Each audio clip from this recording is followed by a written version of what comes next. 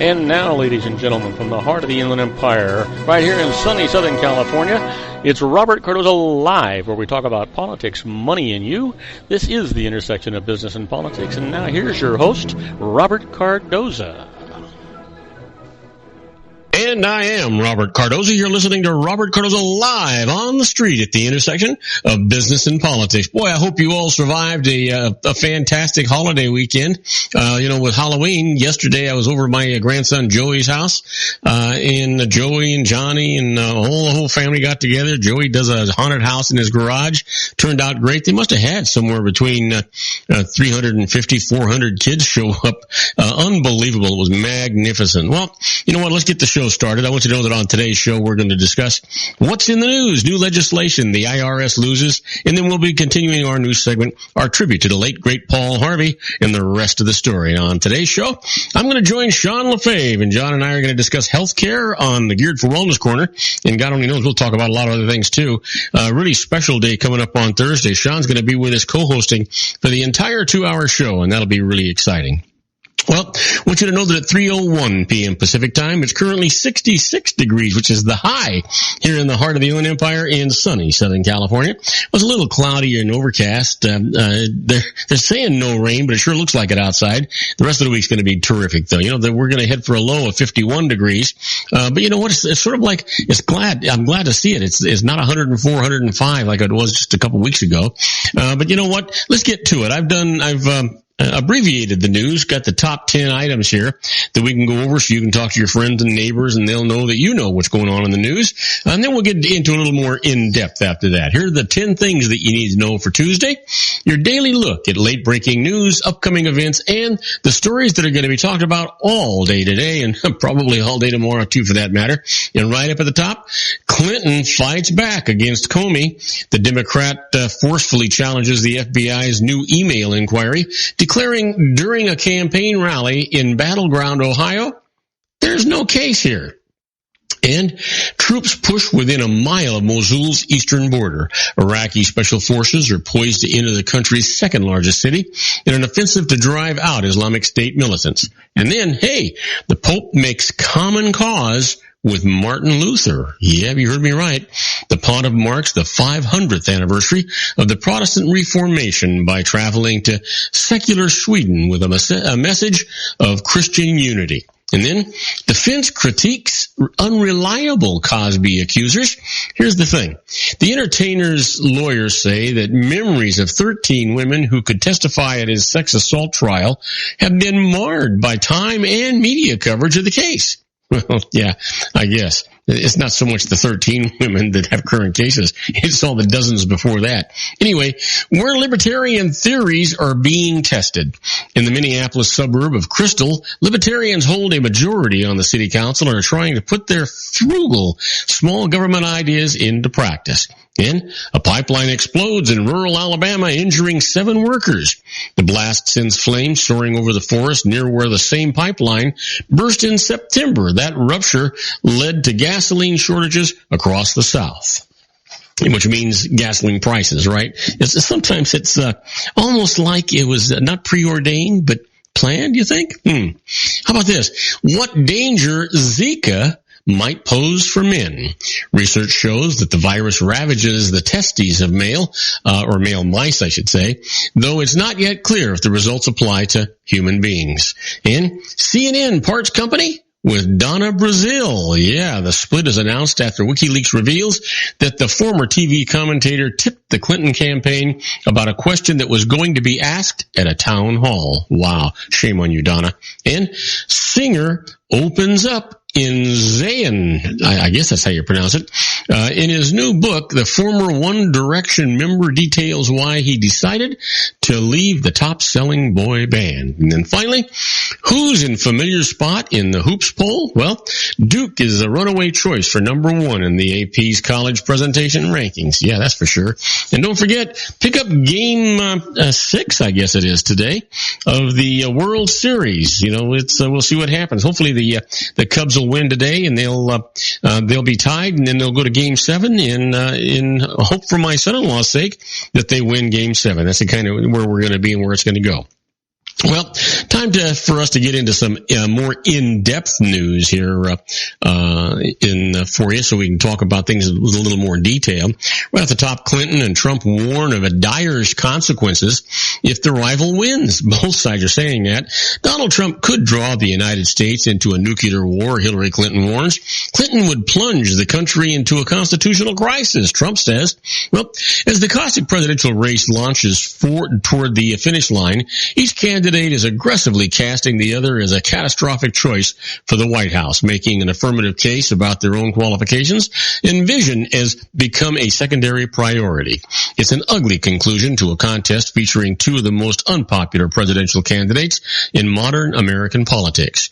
The sexual assault accusations that have trailed Trump in the race's closing weeks in a new FBI review into Clinton's email habits seem likely to only reinforce the public's negative perceptions, leaving the candidates to essentially argue to voters that they're the best of the two unappealing options. Keep in mind that 70% of all Americans don't like either choice. Give that a shot.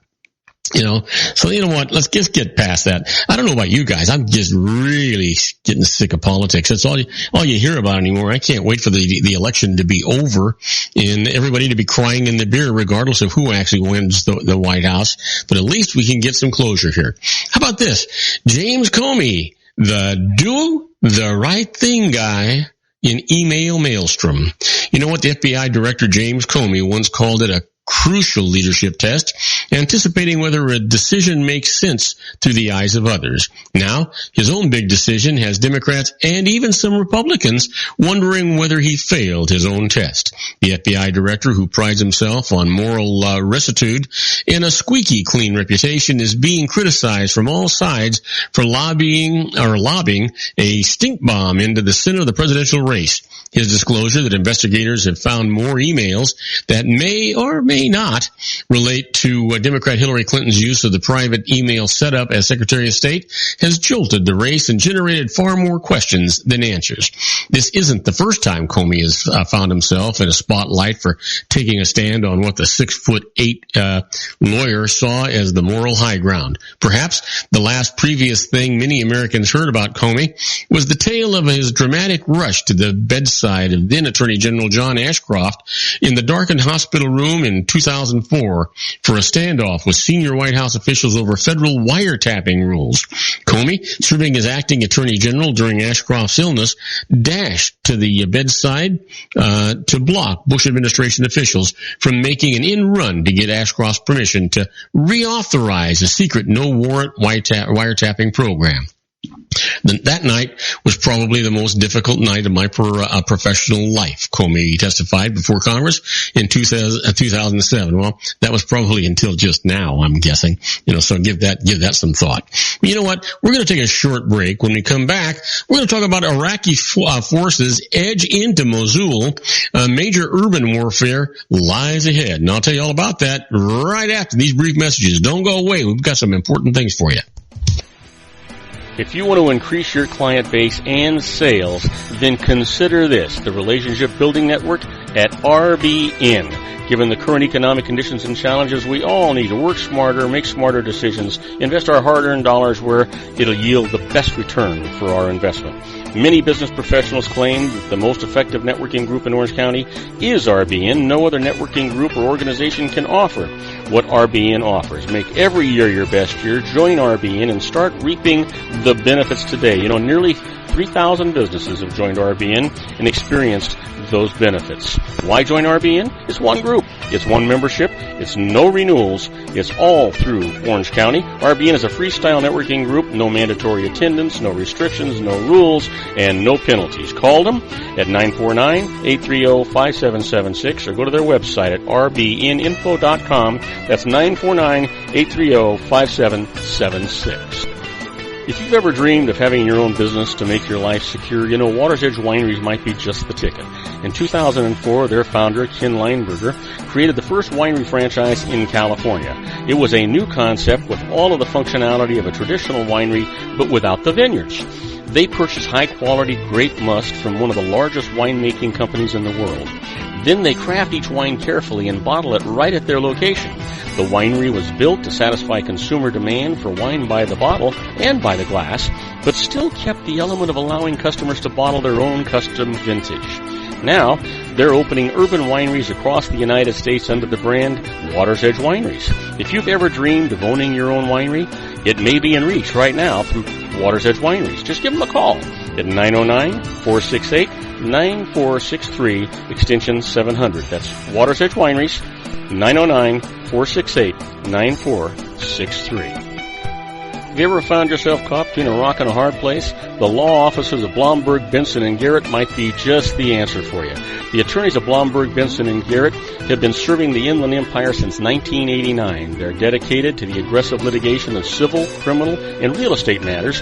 Over the years, they have recovered tens of millions of dollars for their clients. The firm's practice specializes in litigation of personal injury, accident, slip and fall, real estate, and criminal law cases. The firm provides clients with the care, accuracy, and dedication of experienced attorneys. Blomberg, Benson & Garrett is located at 10300 4th Street, Suite 150 in Rancho Cucamonga, California.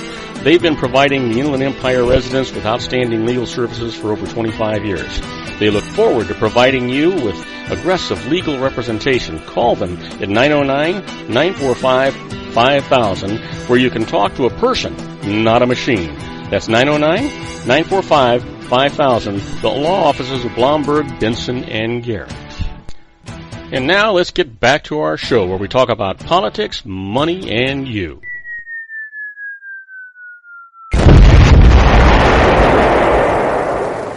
And I am Robert Cardoza. You're listening to Robert Cardoza live on the street at the intersection of business and politics. Well, we're talking news, and the reason you heard the bomb, well, Iraqi forces edge into Mosul.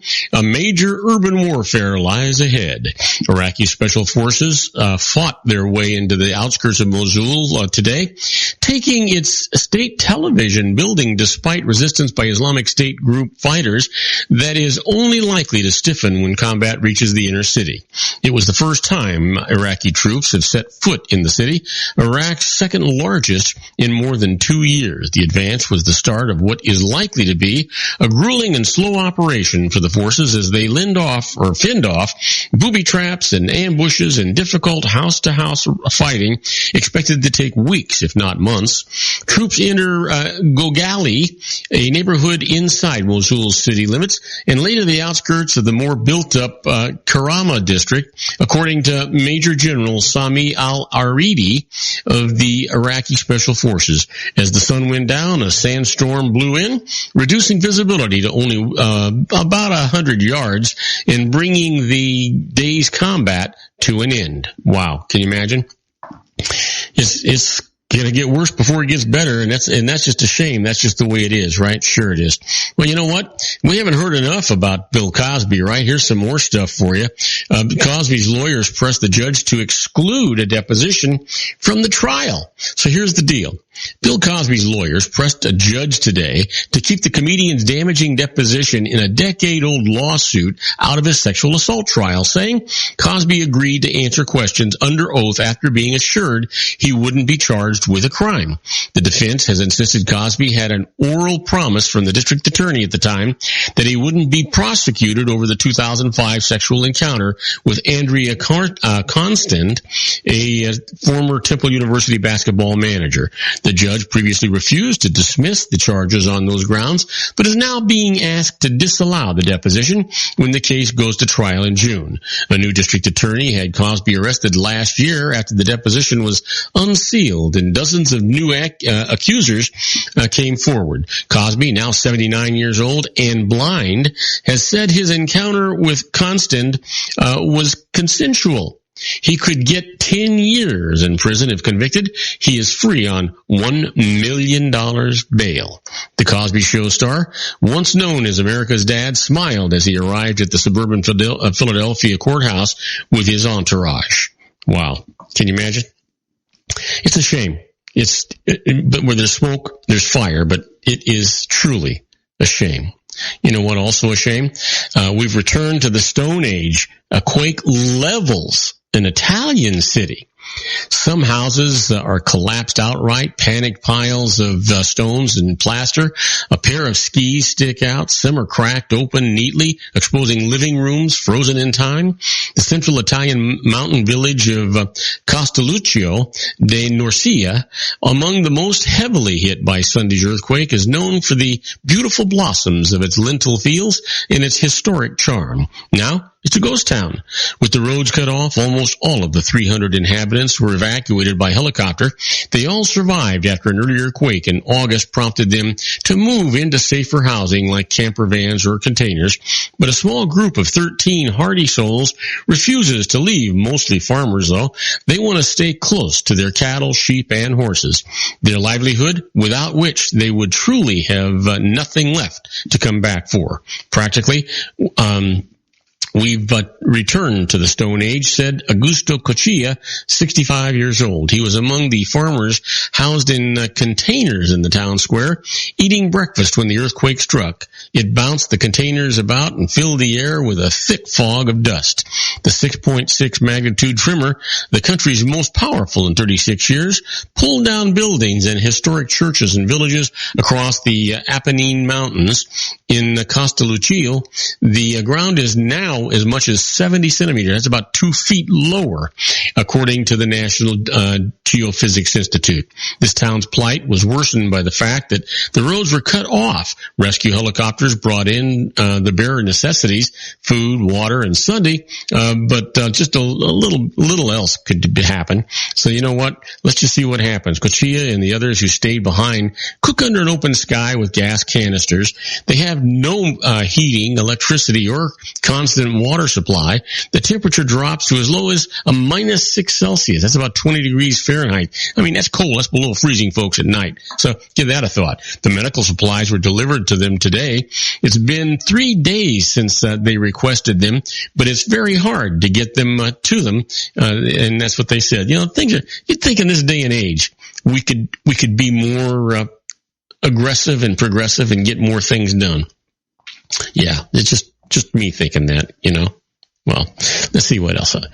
You know what? We've got a National Transportation Safety Board probing 2 buses Baltimore crash that killed at least 6 people. A school bus was blocks away from its first stop this morning when it rear-ended a car and then ricocheted off a roadside pillar into an oncoming commuter bus. The pre-dawn accident killed at least 6 people and injured 10, authorities say.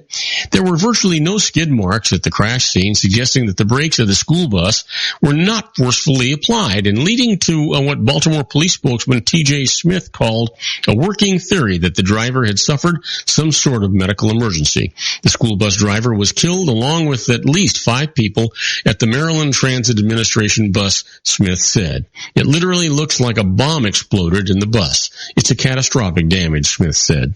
Wow. That's just sad. Just sad.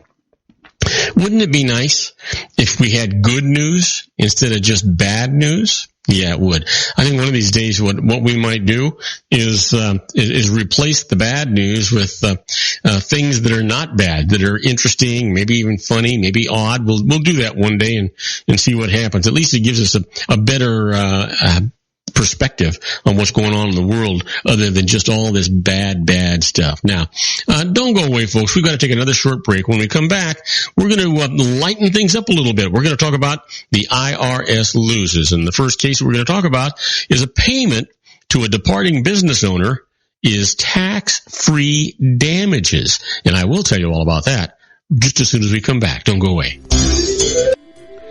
Isn't it time to shine the spotlight on your expertise? The Interview, starring you. Here's your chance to capture 5 minutes of fame with The Interview. This isn't just any interview. This is your opportunity to showcase your expertise and position yourself as a trusted expert in a one-on-one video interview hosted by Robert Cardoza, host of the nationally syndicated show Robert Cardoza Live and powered by AHA Studios. What is it? A professionally recorded video for your use. Robert Cardoza interviews you on the set where he records his show. Professional interview showcases your expertise and value, shot in a state-of-the-art studio. And what's in it for you? Gain credibility as an expert, earn the trust of your target market, educate in a way that intrigues your audience, gain a powerful marketing tool that offers dozens of uses, website, video sharing sites, social media, email, DVDs, direct mail, lobby video, resumes, profile building, all that kind of stuff. Association with the nationally syndicated celebrity. That's right. And let's talk about AHA Studios. AHA is a strategic marketing firm that leverages the powerful and visual persuasion to help your business create powerful messages that connect with your target market.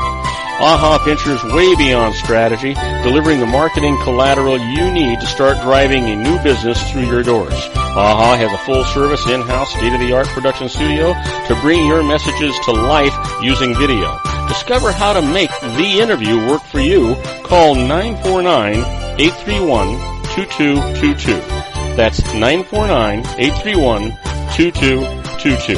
AHA Image Studios Incorporated. Dr. Stephen Tidwell, Gentle Family Dentistry and a caring, personalized environment. Here at Dr. Tidwell's office, we are dedicated to helping you keep your teeth healthy. We are a state-of-the-art dental practice that still believes in traditional values, such as excellent customer service and individual attention. We have a special welcoming offer for you for just $39, a complete exam, personal consultation, professional cleaning, and all necessary x-rays. That's a $266 value for $39. Dr. Tidwell has 2 convenient locations and experienced staff to provide you with professional care and personal attention that you deserve. Call today. Don't delay. A great smile another day. Call 909-944-7308. That's 909-944-7308 for Rancho Cucamonga or San Bernardino. Joel Saltzman is Dr. Wireless. He has turned his considerable expertise into consumer credit risk and wireless security into a highly specialized independent web-based consulting enterprise targeting consumer credit risk analysis and wireless transactional security and monitoring. He works as a wireless analyst, veteran independent agent, and consumer liaison for most wireless telecom carriers and equipment manufacturers. For more than 20 years, corporate and private clients and media audiences have counted on his unvarnished advice while weighing the technology, performance, and cost differences between Sprint, Nextel, AT&T, Verizon, and T-Mobile. Joel specializes in setting up mobile wireless hotspots to be used for disaster preparedness, business continuity, and mobile wireless merchant processing solutions. Call Dr. Wireless at 310-400-4900 or go to his webpage at drwireless.com. Again, call 310-400-4900 or his webpage at drwireless.com. You'll be glad you did. And now, back to our show.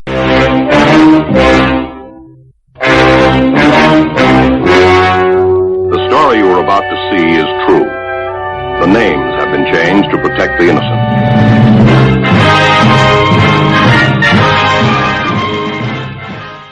And I am Robert Cardoza. You're listening to Robert Cardoza live on the street at the intersection of business and politics. And you know what? I'm going to set the hair up on the back of your neck. I'm going to get chills up and down your spine. I'm going to talk to you about the IRS Loses. Well, our first case, as I told you before, is a payment to a departing business owner is tax-free damages. So get this. Charles Wright, a minority owner in a company that he helped found, had a dispute with his fellow owners and left the firm, taking a large negotiated settlement. Now, more than $1.2 million of it was for personal injury that Wright treated as tax-free. But the IRS said that this description was a tax ploy that never would have been sustained in a trial and taxed the funds. Well, he went to court. This is what the judge said. Wright had suffered real emotional injury caused by his partners. His settlement was negotiated at arm's length, and it included large taxable payments for other items. All this indicates that the allocation to personal injury was made in good faith. So it's upheld, and it's going to be, you got it, tax-free. $1.2 million tax-free. Can you imagine? Yeah, that's sort of like about $500,000 worth of taxes this guy did not have to pay. Good for him. Now, does that make you smile? Yeah.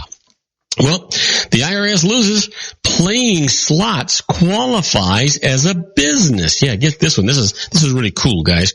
Now, Linda Myers had a full-time job, but also spent 40 hours a week playing casino slot machines. Now, she lost money and deducted her losses as business expense. But The IRS denied her deduction, saying playing slots is not a business. Well, she went to tax court because she needed to get some justice. This is what the judge actually said. Myers spent full-time hours gambling, had a record of her activities through her casino card, and had a system of watching machines to determine which were most likely to pay off. Now, modified the system in light of the results and had hit enough jackpots to show that it was possible for her to have a profit. All this indicated that she had a profit motive. So her gambling was a business, and her losses were deductible. Go figure. That's the way it ought to be. Now, you heard me talk about being a fly on the wall when the IRS is doing stuff. That's where we're at right now with this segment we call Inside the IRS. Just a little bit like the Twilight Zone.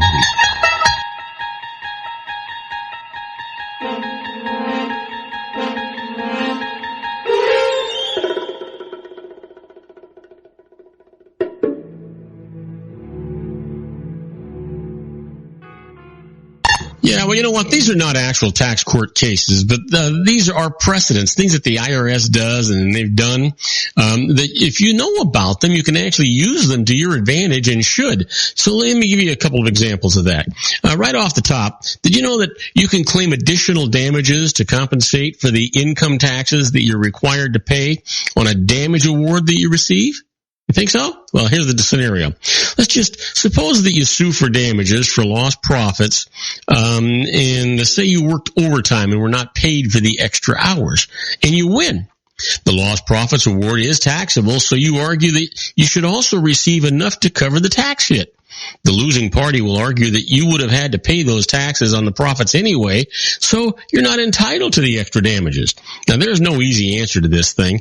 This is an emerging area in civil law. Now, state law varies, and the nature of the damages are going to control whether you are permitted to ask for extra tax damages. So the best advice I can give you is discuss this issue with your attorney before actually initiating the suit. This is not something you want to try and do on yourself. This isn't a self-help thing. You need to get a licensed professional to help you here. You know what? They're going to save you more money than they cost you. And it's sort of like, a lawyer who represents himself as a fool for a lawyer, a doctor who treats himself as a fool for a doctor. Don't even think you know about the tax law as much as the IRS does. You need to get a pro. How about this?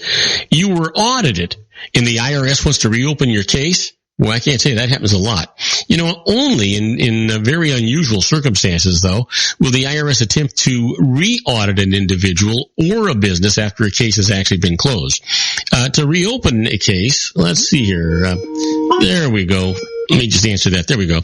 Anyway, it's only in very few cases when they actually do that after a business has been closed to reopen it. Now, to reopen a closed case, the IRS must show that there was either fraud, malfeasance, concealment, or misrepresentation of a material fact on your part or an important mistake in mathematical calculations. Now, how should you proceed if the IRS wants to reopen your case? Don't agree to submit to another audit until the IRS provides you with a copy of its proof that there was fraud, concealment, all the rest of the stuff that I've already told you about. But you need to be careful here. This is a situation that could lead to criminal charges. You know, we're talking about those kind of charges where you have to spend weekends away from home in one of those federal resorts. So you need to be sure to obtain an experienced attorney to represent you, even if your accountant handled that first audit. This is not a place to have the accountant handle it again. You know, if you relish your freedom and you like to be going for walks and things like that, and you don't want to have handcuffs, then get a professional to represent you. That's the best advice I can ever give you. Now, do not go away, because we've got an exciting guy waiting in the wings, our own Sean LaFave in his Geared for Wellness Corner. Going to be here right after these brief commercial messages. Don't go away. If you want to increase your client base and sales, then consider this, the Relationship Building Network at RBN. Given the current economic conditions and challenges, we all need to work smarter, make smarter decisions, invest our hard-earned dollars where it'll yield the best return for our investment. Many business professionals claim that the most effective networking group in Orange County is RBN. No other networking group or organization can offer what RBN offers. Make every year your best year. Join RBN and start reaping the benefits today. You know, nearly 3,000 businesses have joined RBN and experienced those benefits. Why join RBN? It's one group. It's one membership. It's no renewals. It's all through Orange County. RBN is a freestyle networking group. No mandatory attendance, no restrictions, no rules, and no penalties. Call them at 949-830-5776 or go to their website at rbninfo.com. That's 949-830-5776. If you've ever dreamed of having your own business to make your life secure, you know Water's Edge Wineries might be just the ticket. In 2004, their founder, Ken Lineberger, created the first winery franchise in California. It was a new concept with all of the functionality of a traditional winery, but without the vineyards. They purchase high-quality grape must from one of the largest winemaking companies in the world. Then they craft each wine carefully and bottle it right at their location. The winery was built to satisfy consumer demand for wine by the bottle and by the glass, but still kept the element of allowing customers to bottle their own custom vintage. Now, they're opening urban wineries across the United States under the brand Water's Edge Wineries. If you've ever dreamed of owning your own winery, it may be in reach right now through Water's Edge Wineries. Just give them a call at 909-468-9463, extension 700. That's Water's Edge Wineries, 909-468-9463. Have you ever found yourself caught between a rock and a hard place? The law offices of Blomberg, Benson, & Garrett might be just the answer for you. The attorneys of Blomberg, Benson, & Garrett have been serving the Inland Empire since 1989. They're dedicated to the aggressive litigation of civil, criminal, and real estate matters. Over the years, they have recovered tens of millions of dollars for their clients. The firm's practice specializes in litigation of personal injury, accident, slip and fall, real estate, and criminal law cases. The firm provides clients with the care, accuracy, and dedication of experienced attorneys. Blomberg, Benson, & Garrett is located at 10300 4th Street, Suite 150 in Rancho Cucamonga, California. They've been providing the Inland Empire residents with outstanding legal services for over 25 years. They look forward to providing you with aggressive legal representation. Call them at 909-945-5000, where you can talk to a person, not a machine. That's 909-945-5000, the law offices of Blomberg, Benson, & Garrett. And now let's get back to our show where we talk about politics, money, and you. And now, ladies and gentlemen, coming to you from his personal meditation lounge in Orange County, California, a professional dedicated to conquering many chronic conditions from autism to weight loss and everything in between. The nationally recognized wellness coach, consultant, and lecturer, Sean LaFave, in his Geared for Wellness Corner.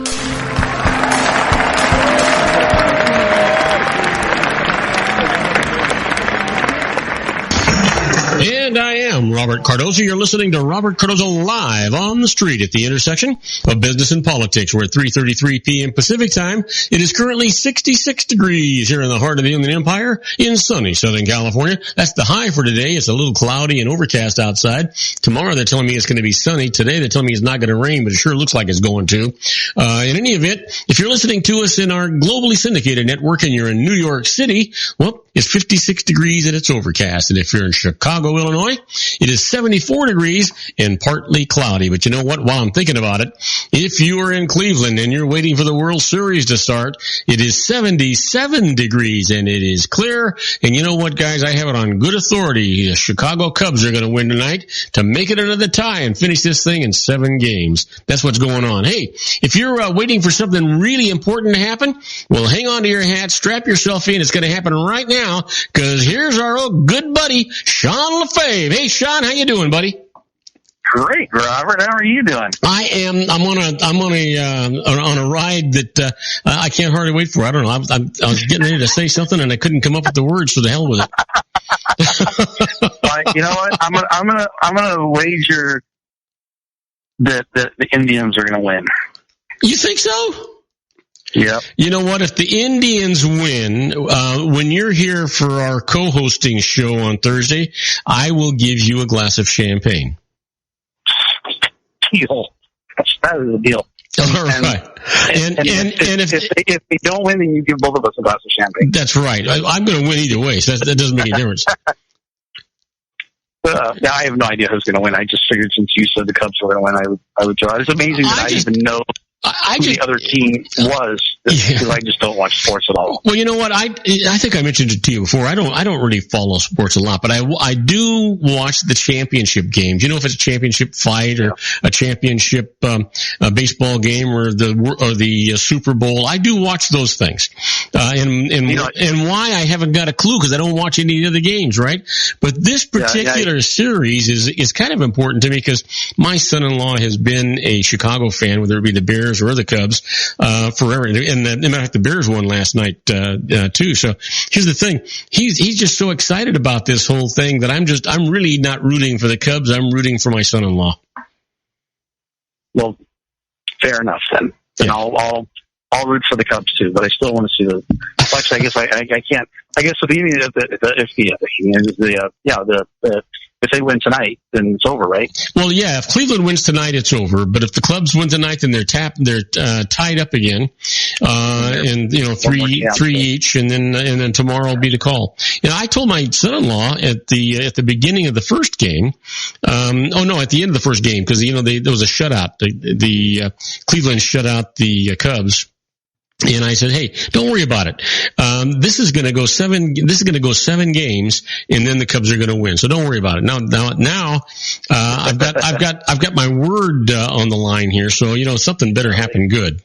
Yeah, they've got to win 2 in a row now. It's funny. We were talking about this Thursday. About just watching the games and stuff, and I was telling you how I found out. Because my mom said something to me about the game, and I'm like, "What game?" And I'm doing World Series baseball. The bat stick, but she actually watches, and this is something I didn't know. I just learned, talking to her, Thursday, or not Thursday, I can't remember when we were talking about it, but anyway, when she was telling me about, she watches the World Series every year, and has since she met, my dad. He's actually my stepdad, but since she met him, what happened was, they were working together. And there was some sort of like a betting pool thing, and he said, "Hey, you're going to do the pool?" And she said, "No, I'm not going to do that stupid thing," kind of. And he said, "Oh, come on!" And so they ended up watching the game together. I guess they went out. It wasn't really like per se a date, but they went out and hung out together, and they ended up watching the game. And they had so much fun that they've watched the World Series together every single year, of course, until he passed a couple of years ago. So she still now goes and she watches the games. Well, Sean, that's a beautiful story. Yeah. That's a beautiful story. Yeah, absolutely. So I thought I would share, because I know whatever we're going to talk about today is not going to be always so. Well, you know what? I mean, I have this uneasy feeling that you and I are thinking the same thing, and that is that neither one of us know what we're going to be talking about. Yeah, well, we don't know what we're going to be talking about. That's for sure. But I have a feeling I just can't resist the urge. I know we're going to bring up politics at some point. Politics. Politics? Why would we bring up politics? Right. There's nothing happening in the gutter today. Yeah, exactly. There's nothing left to talk about. That's the problem. You know what? I was talking about it earlier when we were doing the news comments. I mean, I think it's such a shame that we only have I think it's such a shame that we still have 7 days to have to endure all this BS, to wonder about who's going to win the White House, considering that 70% of all the United States citizens don't like either one of them. Yeah, well, you don't have to like Trump, but he's not under investigation. He hasn't broken any laws. Whoa, wait a minute. You don't say that. Don't say he's never been under investigation and that he's never broken any laws, because we all know that that's not true. It's just that. No, I'm saying he's not under investigation. I didn't say he's never been under investigation. I'm saying he's not right now. Oh, okay. Yeah. And I mean, okay, maybe he, I'm sure he has broken laws. Yeah. We all have. But I'm talking, nothing. Well, nothing compared to this lady who won't wear a skirt. Yeah. What? We know who wears the pants in her family, don't we? Oh yeah, the won't wear a skirt. That's true. She doesn't. She dresses like what's his name? I can't think of his name. The North Korean leader. She dresses like him. Oh yeah. Kim Jong Il. Yeah. That's who she dresses like. I'm like, where did she get her fashion sense from? Oh. But that's neither here nor there. But I'm just, when I heard that it's funny how Comey was a hero to the left when he closed the case, and he was the most righteous, upstanding man on the face of the planet. And all of a sudden, he reopens the case, and now he's this horrible, unethical person who's trying to, throw the election. And oh my gosh! But you know where this focus really ought to be, Sean.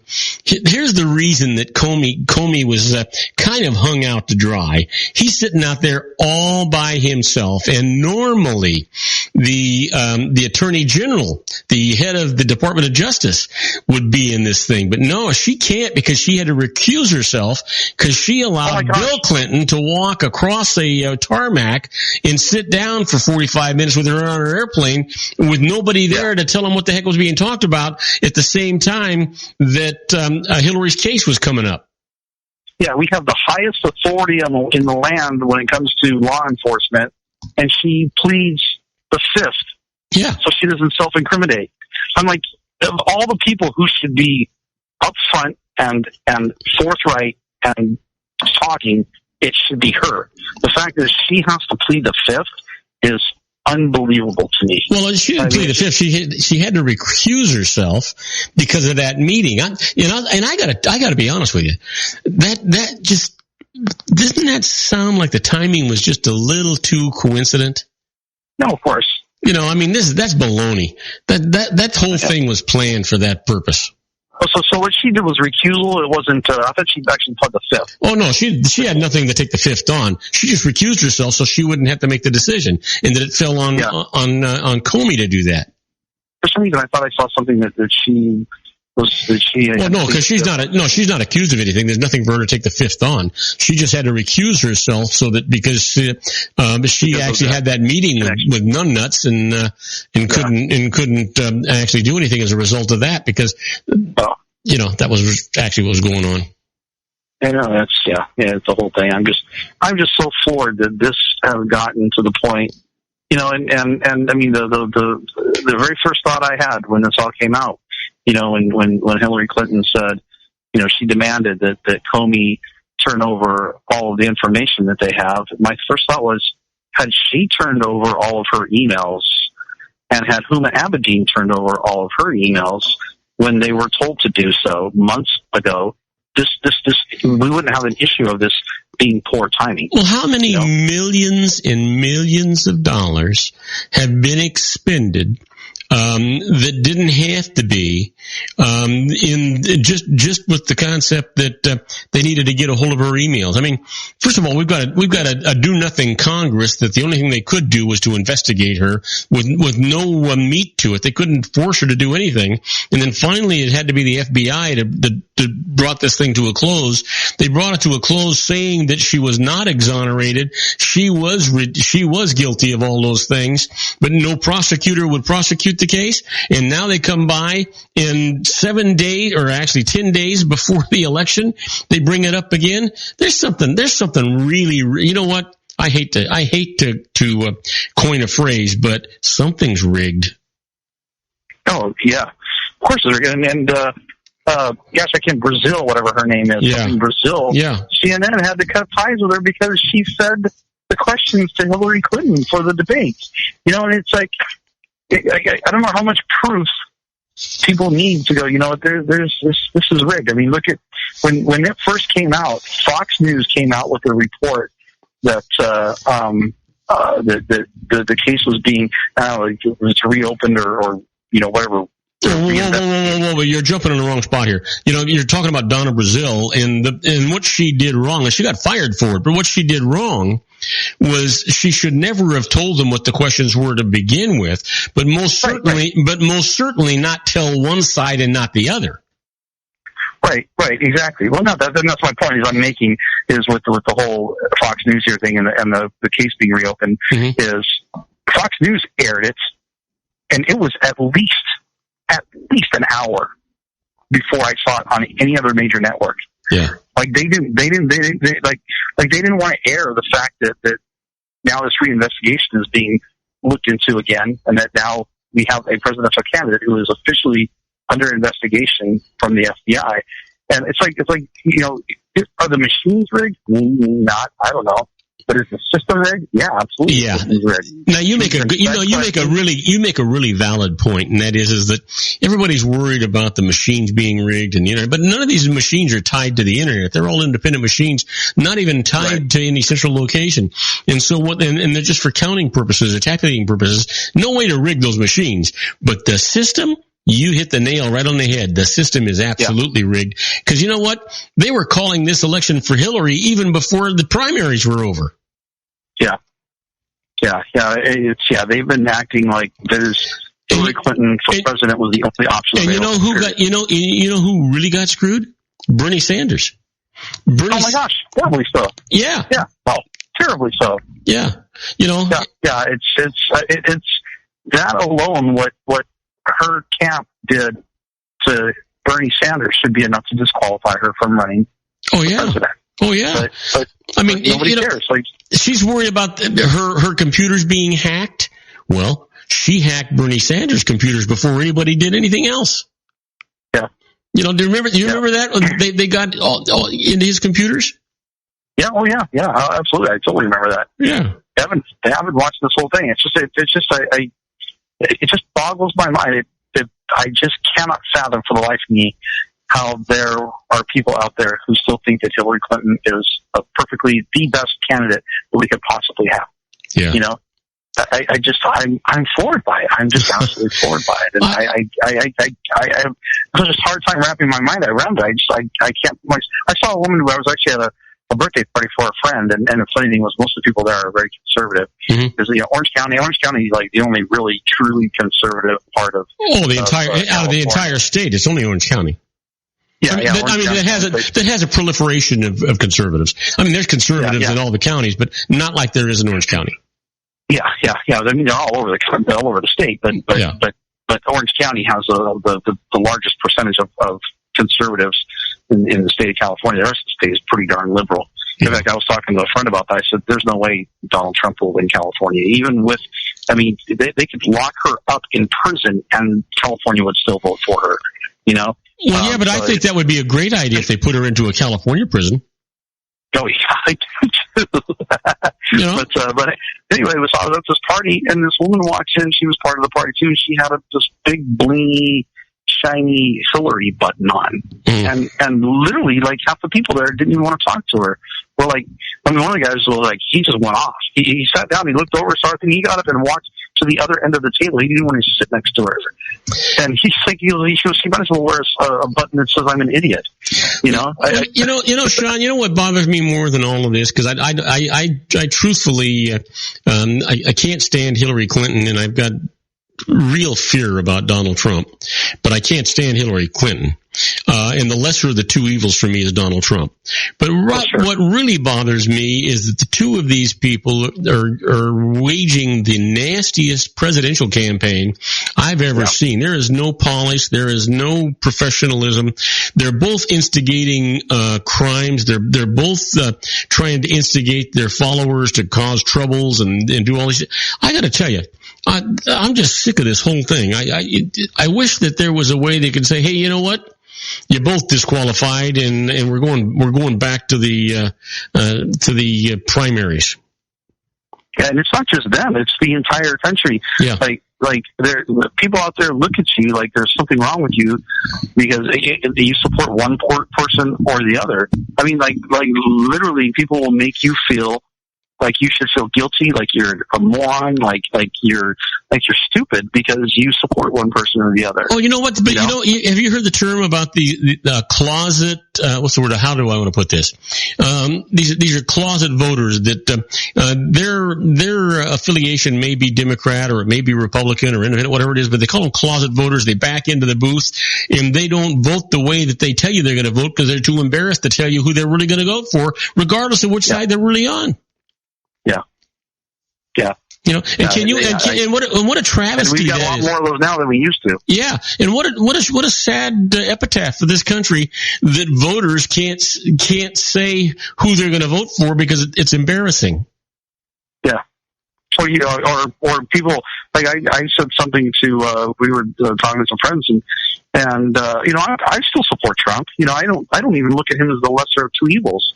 I just don't. I know he's got his flaws, and there's a lot of problems he has. But there's, Well, you know what Trump's biggest fault is. It's not that he's the lesser of two evils.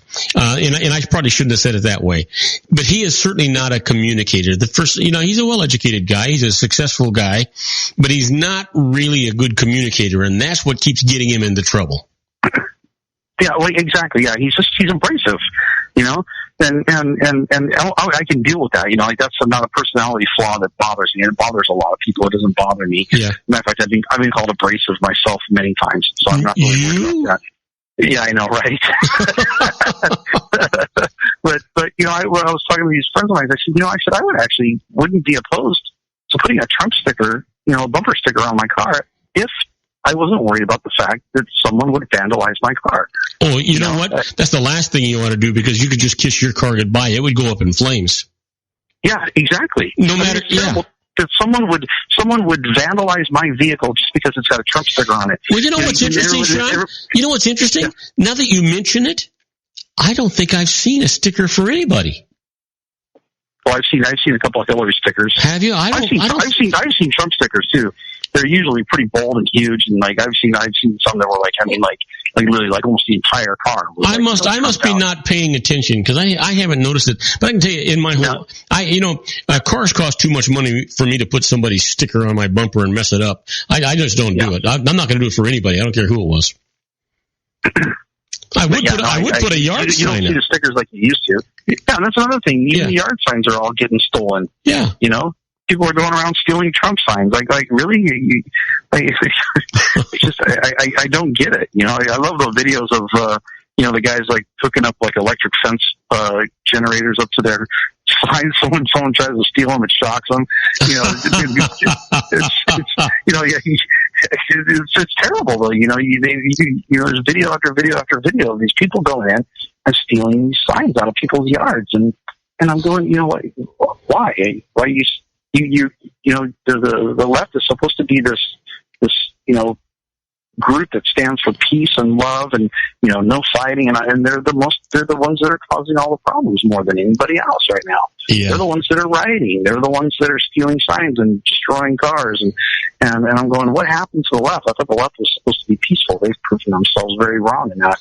And that's what I think the biggest thing that comes out of this election is we've just seen what I've seen so much during this election is the ugliness of human, just the human nature. Well, and I've seen it so much that I just go, why is it? And I had someone made a really good point. Said, the last time it was really this ugly was when Carter and Reagan were running against each other. It got really nasty. People were, kind of guilting each other, and it really, it was a lot of negativity towards both sides.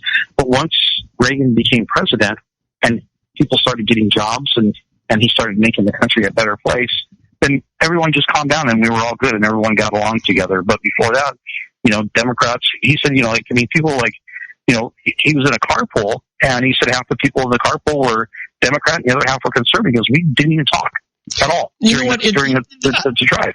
I don't know why you remind me of a case, and you may not remember this because it's so long ago.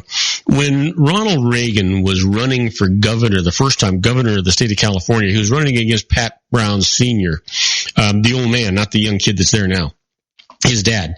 And that was a nasty one too. I don't know if you remember or not, but Pat Brown Sr. on commercials on television would say, just remember, it was an actor that killed President Lincoln. Wow. Yeah. That's amazing. I mean, some of these things get really, really nasty. But you know what? In my lifetime, and I've lived a nice life, been around a long time. I remember when Truman was leaving office, Eisenhower was coming in. I remember all that stuff. I have never seen as much vitriol in a campaign as I have in this one. And I'm not talking about just between the two candidates. Even in the primary, when there was the 16 guys against Trump, and of course just Bernie against, I don't think it was anybody besides Bernie. I know there were other Democrats, but no one can tell you a single person. Yeah, how come I can't? Boy, that's dumb. Nobody cared about them. Yeah, well, they still don't.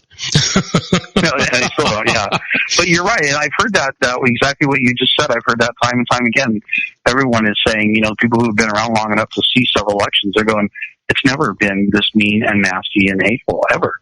How do you respect somebody that's going to go into the White House, represent you to the nations around the world as being the commander in chief and president of the strongest, freest nation on earth, and yet know how they treated each other? I mean, the respect that they treated each other with, or should I say disrespect? I mean, that's not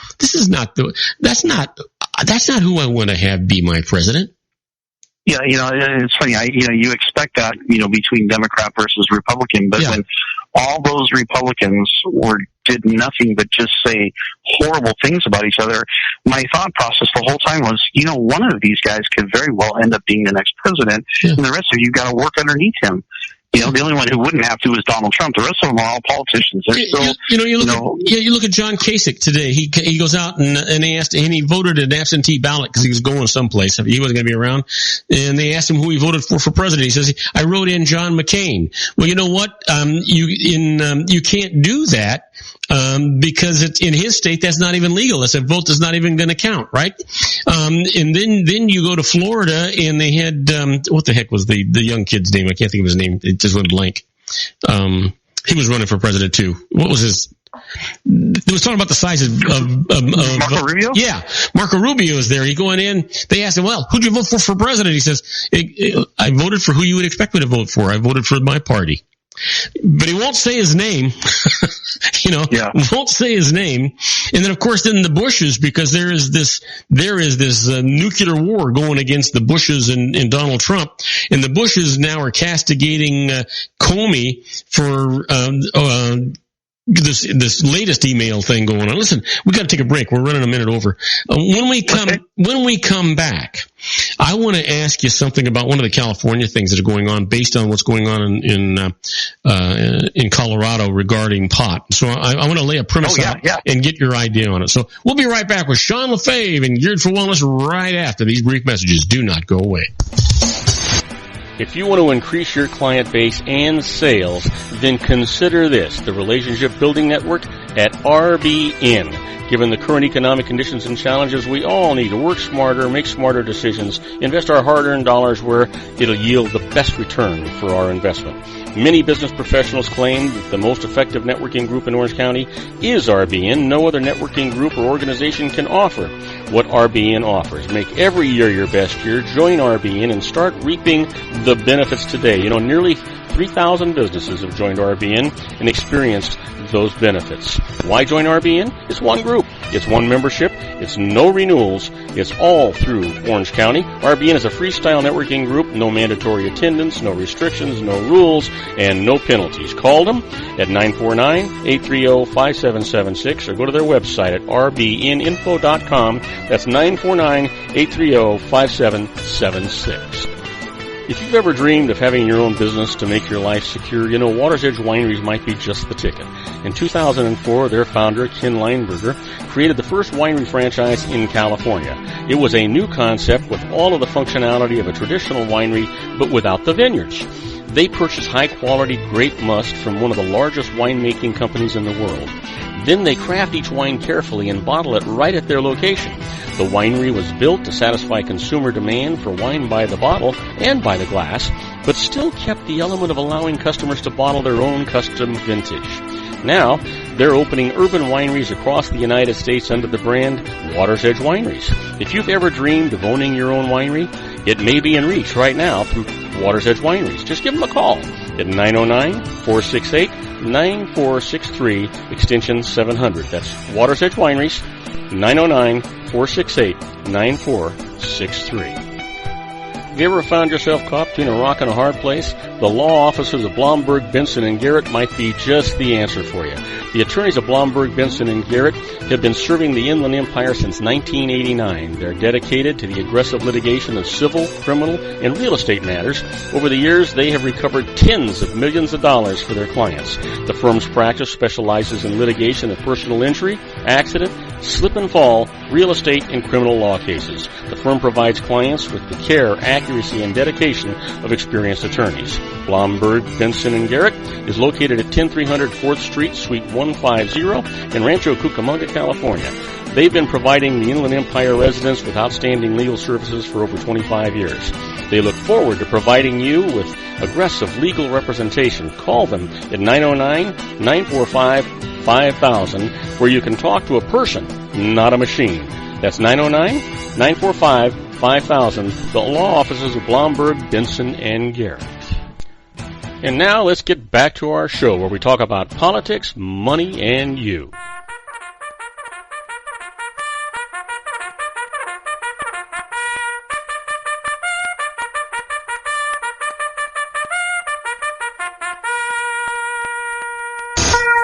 And I am Robert Cardoza. You're listening to Robert Cardoza live on the street at the intersection of business and politics. We're at 4 p.m. Pacific time. It is currently still 66 degrees here in the heart of the Inland Empire in sunny Southern California. Now it says it's on the way down to 50 degrees. That'll be nice. You know what? Maybe summer is over, but I at least I hope it is. But you know what? If you're listening to us on our globally syndicated network and you're in Torrance, California, well, you know what? It's 67 degrees and it is clear and it is sunny. But you know what? Here's one from my good buddy Sean LaFave. If you're in Wichita, Kansas, it is 80 degrees and it is mostly cloudy and it is humid as hell. Guess where he's going to be in a few weeks? Yeah. Oof. Oof. Oh my God. Yeah, I don't mind the heat. I don't mind the heat. I just don't like that humidity. It just kills me every time. Hey, listen, Sean, I wanted to talk to you a little bit because, you know, we got this, referendum on the ballot here in California with regard to legalizing pot for recreational purposes. And, you know, I guess the poster boy for that would be the state of Colorado right now. And it's not all that it's supposed to be. I mean, they've made something like $130 million in extra taxes and stuff like that, but there's costs involved in it too. But one of the things that I saw, and I wanted to ask you about it was, when it comes down to the births in Colorado now, they're finding that since they have legalized pot for recreational purposes and people aren't having to hide it anymore, even though it has not eliminated the black market for pot, but it really has got more people not worried about being arrested, I guess. But here's one for you. 23% of the newborn births test positive for THP. That's a big percentage in Colorado. Yeah, that's yeah. You know, and it's like anything else. Obviously, you know, that's. But that's isn't that a developmental deal? I mean, your brain doesn't stop developing until you're what, 13, 14 years old, something like that? Yeah, at least. Actually, your brain doesn't actually technically fully develop until you're about 25 years old. That's the problem. Yeah. That's why so many people make stupid decisions in college and everything else. Well, you notice it's funny.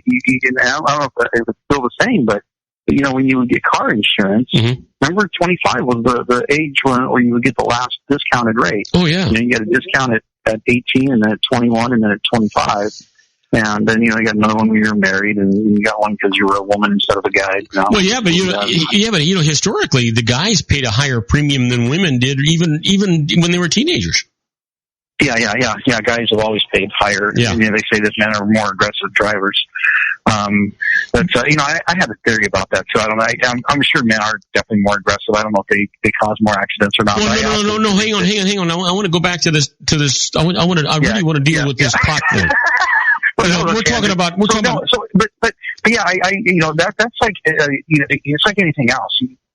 I don't know if THC causes birth defects or developmental issues. I really don't. I've never researched it before, but well, in this article that I read, that's exactly what it said, that it blocks the development of the human brain. Yeah, I would believe that. I mean, that's what I was just about to say. Logically, it would make sense that it's going to have an effect somehow. You know, how exactly it's going to affect it, whether, you know, it affects pleasure senses or well, you know what this doctor said? This doctor said that this, is it THC or what is it? Yeah, it's THC. Okay, THC. THC attaches itself to fats and fatty things, and apparently the brain has the most fat in the whole body, is made up of mostly fats, and so that's why that goes in there, and it restricts the development of the brain. Right, and that makes perfectly good sense. And obviously pot, it's like anything else, like alcohol or any smoking, or if you're pregnant, you should cease using it. And then so I don't know that legalizing it is going to make it any. I don't know if. If they ever tested women before. Well, but you know what we do there. Yeah, but you know what we don't have. Yeah, but in Colorado, they're starting to do a lot of things, and the governor of Colorado was saying that he wished that he had a basis of starting to where this was at before, as opposed to where it's at right now. But another question it brings up, and you just brought that up for me just now, and that is, okay, if 23% of the newborns today test positive for marijuana, then what percentage test positive for alcohol addiction? Because you know what, are these women, you hear about women, hey, I can't drink, I'm pregnant, I can't drink, I'm pregnant. How many of them ignore that? What percentage do you think that is? Oh yeah, I'm sure it's and I don't know what the percentage is, but I bet it's probably an alarming number. And there are ones that smoke, they don't quit smoking when they're pregnant, and I mean, there's babies that are born addicted to crack. I mean, there's all kinds of stuff going on. So yeah, that would be my biggest question is what was, like you said, he wishes he had a baseline. What percentage of babies had THC in their system before it was legal? Was it only 19% and it went up to 23%? Okay, that's not statistically significant. Yeah. If it was 5% and it went to 23%, then okay, we have a problem we need to address. But but if it was only a small change and not significant, then you go, okay, legalizing is not going to have a real effect on this. So yeah, it'd be kind of interesting. I don't know. First of all, how do they test babies for THC? Do they have to get the parents' permission to do that? Well, no. I think when the babies are born, they automatically do a blood test, don't they? I don't know. My son was born in hospitals. I think they do a blood type immediately. I think at birth.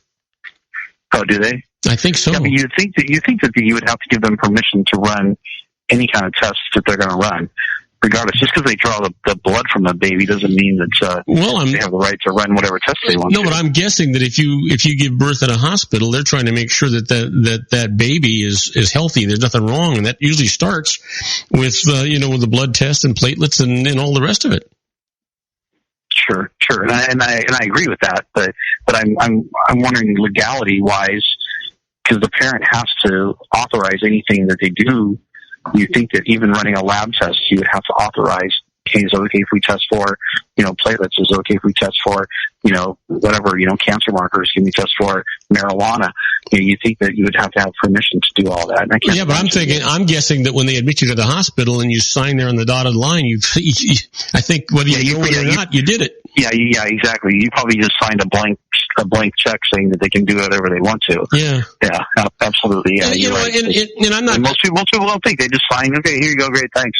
Yeah, they don't want to read through. And I just worry about the helpless infants. That's all. I just, it's not. I'm not making a judgment about the people that smoke pot or the people that drink or those kinds of things.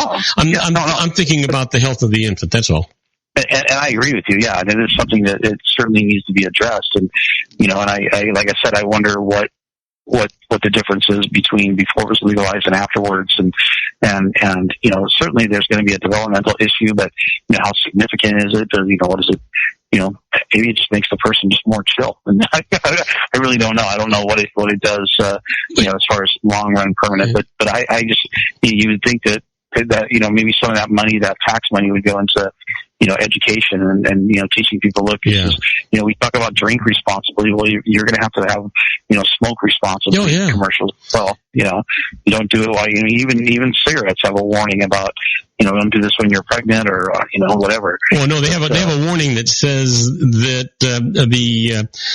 what do they call the chief doctor, the attorney, Surgeon General. Yeah, the Surgeon General has determined that, smoking causes cancer, not may cause cancer, but causes cancer. So that's, speaking of smoking, I don't, but every once in a while I get talked into a cigar. Well, last night we were celebrating Halloween and I was sitting out in the driveway.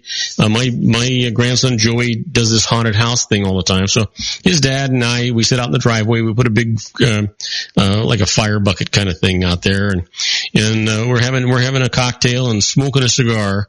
And I got to tell you, I now know why I don't smoke, because I woke up this morning thinking that a herd of buffalo took a crap in my mouth.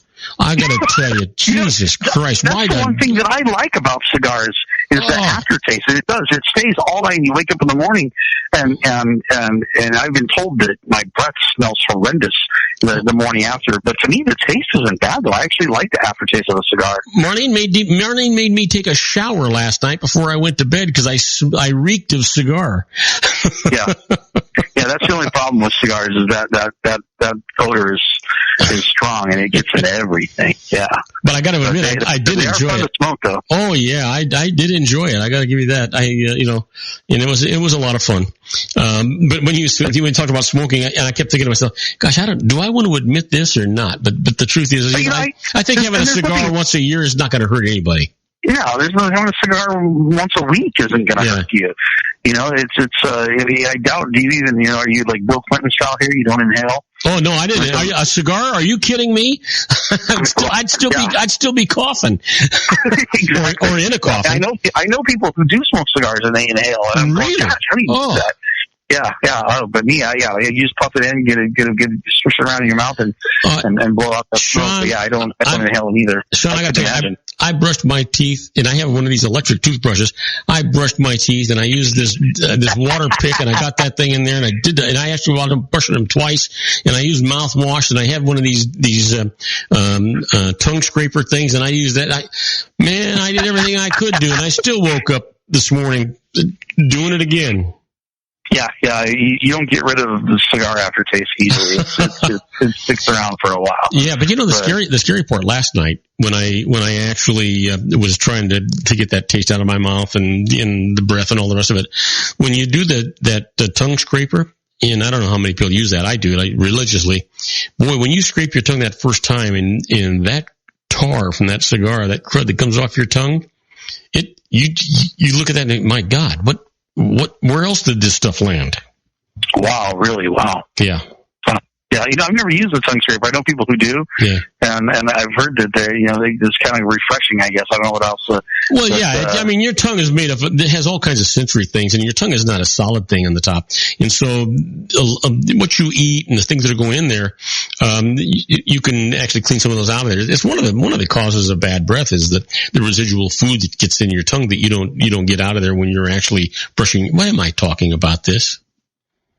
I don't know. This is oral health. We're supposed to be talking about health, and your oral health, your oral microbiome is key for overall health. That's like I tell people all the time. You've heard the old saying, don't look a gift horse in the mouth. Yeah. Has anyone ever really thought about that? Why would you look in the mouth? Well, when people used to go buy horses, the first thing you do is look at the teeth. Yeah. And if the teeth were healthy, then they assumed, okay, the rest of the horse must be. If the teeth were in bad shape, then they just assumed that the horse was unhealthy. And so, did we talk about this new toothpaste that I started using a few months ago? No. So this is a perfect segue for it, and I'm so excited about this toothpaste. And matter of fact, the inventor, a guy named Jerry Kiritola, I'm actually going to see him on Friday, and I'm so excited to show him my results. So I'm horrible at taking care of my teeth. I hate flossing. I know nobody likes to floss, but I just made it my mission. I got to find. You know that you don't have to floss. You only have to floss those teeth that you want to keep. Right, exactly. Yeah, exactly. So I apparently I don't want to keep any of my teeth. I don't mind if a dental hygienist flosses my teeth for me. I just don't like doing it to myself. I don't know why. I don't like it. And I've tried to get in the habit, and I'll go for like 3 days, maybe 4, tops, and then I'm done. And I just go, I don't like doing this. And so I use the Sonic Air, the vibrating toothbrush. Mm-hmm. I know that's better. And I've tried all kinds of different toothpastes, and my goal is to try to find a way to have healthy teeth where I don't have to floss. And there have been cultures, throughout the world. Weston Price, if you want to read some really interesting stuff, go to the Weston A. Price Foundation website. Weston Price was a dentist who traveled the world and studied, health and what brought people health. And he found, villages like there was a village in Switzerland, where he said all the people had this green kind of film over their teeth. Their teeth weren't pretty, but he said when you go in and you clean all the green, he goes, they're perfectly healthy teeth underneath. Yeah, they just weren't unwrapped yet. Yeah, exactly. Just weren't unwrapped. It was still it was that plastic wrap like it goes around your computer. Yeah. And so there's different cultures. Like you look at Africa. You see these pictures of like these missionaries that go to Africa, and there's all these kids, and they're smiling, and they all have perfect teeth. Yeah. And you're going, why do kids in Africa who are supposedly poor and malnourished, why do they all have perfect teeth? And kids here in the United States get jacked up teeth and they all need braces, And, there's ways of living your life that lend itself to all forms of health, including oral health. And so I thought, culturally, we've been able to exist as human beings without dental floss for thousands of years. So surely it must not be that important, or God would have put it in our fingers or something. When I think God would have given me a finger that was skinny enough to floss my teeth if He thought I really needed to do it. Actually, God, what He did was He let your hair grow, and you're supposed to use that as dental floss. And somebody created a barber instead, so you can't do that anymore. I guess too short. I need to be more like Fabio and grow it out long. So anyway, so I went to that seminar that I went to in Utah, not this last one, but the one that I went to like 4 months ago, right? Jerry Curatola was there talking, and he was just absolutely fascinating. And I love dentistry in general. I think it's if I could go back and do it all over, that's probably what I would pursue is dentistry. And I just think it's a fascinating profession, and oral health is really so important, and dentists are just respected in general. People may not like going to them, but they don't think that they're quacks or anything weird, And anyway, so he's doing this fascinating talk, and he's talking about this toothpaste. It's called Revitin. And it's actually a second generation. I guess he had created one before. And what it is, of course, you hear about people taking probiotics, which a probiotic is basically just a bunch of bacteria. It's like millions, billions of bacteria. And so this is instead, and there are people who make a probiotic toothpaste. This toothpaste that has probiotics built into it. Well, his thing is, you don't need the probiotic. What you need is to nourish the good bacteria that's in your oral microbiome. So he created this toothpaste it's kind of a citrusy flavor. It's kind of like an orangey kind of flavor. Give the name again. Give the name again. Revitin, Revitin, Revitin. And it's not cheap. It's $15 a bottle, and it's not a big bottle. It's like smaller than like your normal like Crest or it's not. Right? It's not a paste. It's a bottle. It's a liquid? Well, it's a tube of toothpaste. I say bottle, but I mean it's a tube. I mean, if I meant tube, not bottle. I say bottle, but it's a tube of toothpaste. Yeah, so it comes out just like regular toothpaste. You don't need very much of it, though. You use just a little tiny dab of it. And but what it has what they call prebiotics in it. It's the nourishment that the bacteria your oral microbiome need in order to thrive. And so, his thought was, well, feed the good bacteria, and you don't need to worry about anything else. You don't need all this other stuff. You don't need chemicals. You don't need, all these different things they put in these toothpastes, right? And I've used all kinds. I've used everything from Colgate to Crest to Tom's to just using coconut to, like coconut oil. Baking soda. Baking soda. I've tried everything. Right? Yeah, baking powder, baking soda, whatever you do, baking soda, I think. And, I've tried everything. And so I got a hold of this stuff, and I thought, okay, I'm going to try it, and I'm not going to change anything else. I'm again terrible. Before you give these results, were you having a problem prior to this use? Yeah. So I was actually going to talk about the beginning, and so I've had the slow progressive degeneration of my gums. Okay, now stop right there, because we're going to take a break, and when we come back, you're going to continue that story. We're talking to our own Sean LaFave in the Geared for Wellness Corner, and he's going to gum you to death. Now I'm beginning to understand some of these breathing problems that he has. We'll be right back with Sean right after these brief messages. Do not go away. Isn't it time to shine the spotlight on your expertise? The Interview, starring you. Here's your chance to capture 5 minutes of fame with The Interview. This isn't just any interview. This is your opportunity to showcase your expertise and position yourself as a trusted expert in a one-on-one video interview hosted by Robert Cardoza, host of the nationally syndicated show Robert Cardoza Live and powered by AHA Studios. What is it? A professionally recorded video for your use. Robert Cardoza interviews you on the set where he records his show. Professional interview showcases your expertise and value, shot in a state-of-the-art studio. And what's in it for you? Gain credibility as an expert, earn the trust of your target market, educate in a way that intrigues your audience, gain a powerful marketing tool that offers dozens of uses, website, video sharing sites, social media, email, DVDs, direct mail, lobby video, resumes, profile building, all that kind of stuff. Association with the nationally syndicated celebrity. That's right. And let's talk about AHA Studios. AHA is a strategic marketing firm that leverages the powerful in visual persuasion to help your business create powerful messages that connect with your target market. AHA ventures way beyond strategy, delivering the marketing collateral you need to start driving a new business through your doors. AHA has a full-service, in-house, state-of-the-art production studio to bring your messages to life using video. Discover how to make The Interview work for you. Call 949-831-2222. That's 949-831-2222. AHA Image Studios, Incorporated. Dr. Stephen Tidwell, Gentle Family Dentistry in a caring, personalized environment. Here at Dr. Tidwell's office, we are dedicated to helping you keep your teeth healthy. We are a state-of-the-art dental practice that still believes in traditional values, such as excellent customer service and individual attention.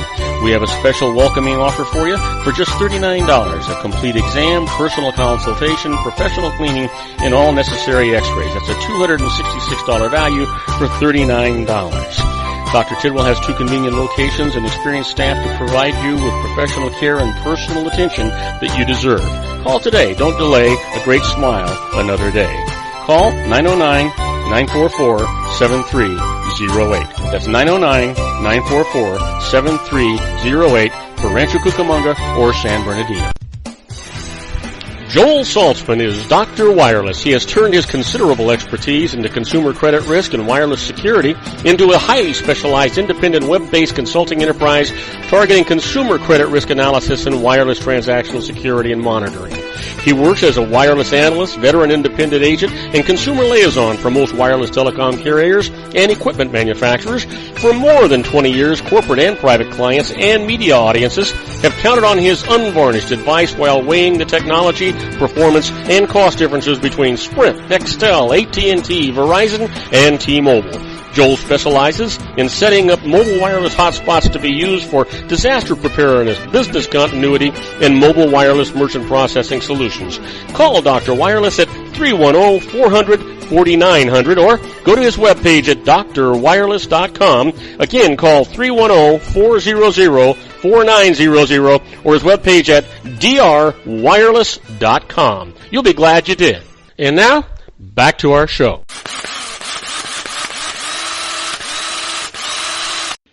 And I am Robert Cardoza. You're listening to Robert Cardoza Live on the street at the intersection of business and politics. And now, if you didn't know what that sound effect was, that was a dentist's drill. You know, the thing is we were talking about to Sean LaFave, and he has this new toothpaste that he's using, and it adjusts the bacteria, or it helps feed the bacteria in your mouth, I guess is how it works.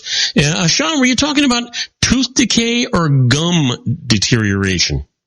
Well, in my case, it would be, yes. Because they call it periodontal disease, but yes, it's gum. It's my teeth aren't, most people don't have a problem with, well, I guess tooth decay is like when you get a cavity. Mm-hmm. But, most people, when they have it's a gum disease. It's periodontal disease. So your gums are actually receding. Like you've heard, and again, we're going back to these old sayings that nobody uses anymore except me and like really old people. But hey, easy with that. Speaking of really old people, you've heard this. You've heard the saying before. You know, oh, he's getting a little long in the tooth. You know, if I said that to someone who was 25 years old, they'd go, "What are you talking about? What does that even mean?"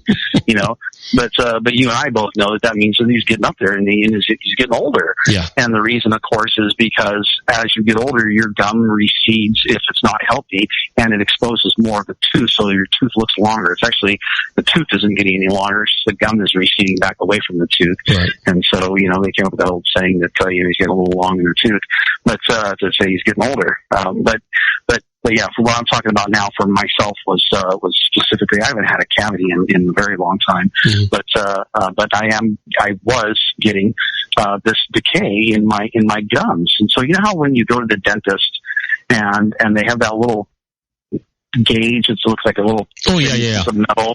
Yeah. Shove it up into your gums. It's really uncomfortable. And they do like 3 points on each side of the tooth, like the edge of the tooth, the middle, and the other edge of the tooth, and then they do it on the inside and the outside. And they take your reading. And of course, it's supposed to be a 3 or less. Yes, the pocket depth. It's the pocket depth of the gum, right? Right, exactly. That's exactly what it is. So they test those, and my worst one that I had was an 8. Which is really bad. And of the teeth that I had, the ones that were marked as being in a state of periodontal disease, meaning I was having I had gum disease. Mm-hmm. It was 21 of my teeth. Okay, this was 4 months. This was about 4 months ago. All right. So I'm horrible at taking care of my teeth. I'm just not good at it. Mm-hmm. Right. And again, I've been looking forever for a way to make it easy. And so I have you ever thought about false teeth? Well, yeah, I could do that. That would work. That's probably where I was headed if I didn't find a fix. Yeah. And that's actually sad. Yeah, it is. That's a tough way to go. So I see Jerry Cole. I see his toothpaste, and I had a really nice conversation. I had dinner with him, and he's a very nice individual, very smart, but just a wonderful person, very funny. He's hilarious. He's an absolutely hilarious guy. In fact, he'd be fun to have on the show sometime. He'd give you a run for your money. And I would welcome it. I know you would, so I got to get him on. In fact, when I see him this weekend, I'll ask him if he wants to be on the show sometime. Yeah, get him on Thursday. Oh, and this weekend you're going to see him. Okay, get him on this weekend. Yeah. I won't see him till Friday. But so anyway, so I buy a bunch of this toothpaste, and I thought, okay, you know what? I'm not going to go gangbusters and do anything different than what I've done before. I know you're supposed to brush morning and night. I don't. I brush in the mornings and once a month if I remember it, or my mouth just tastes horrible, I might brush at night, but it's pretty rare.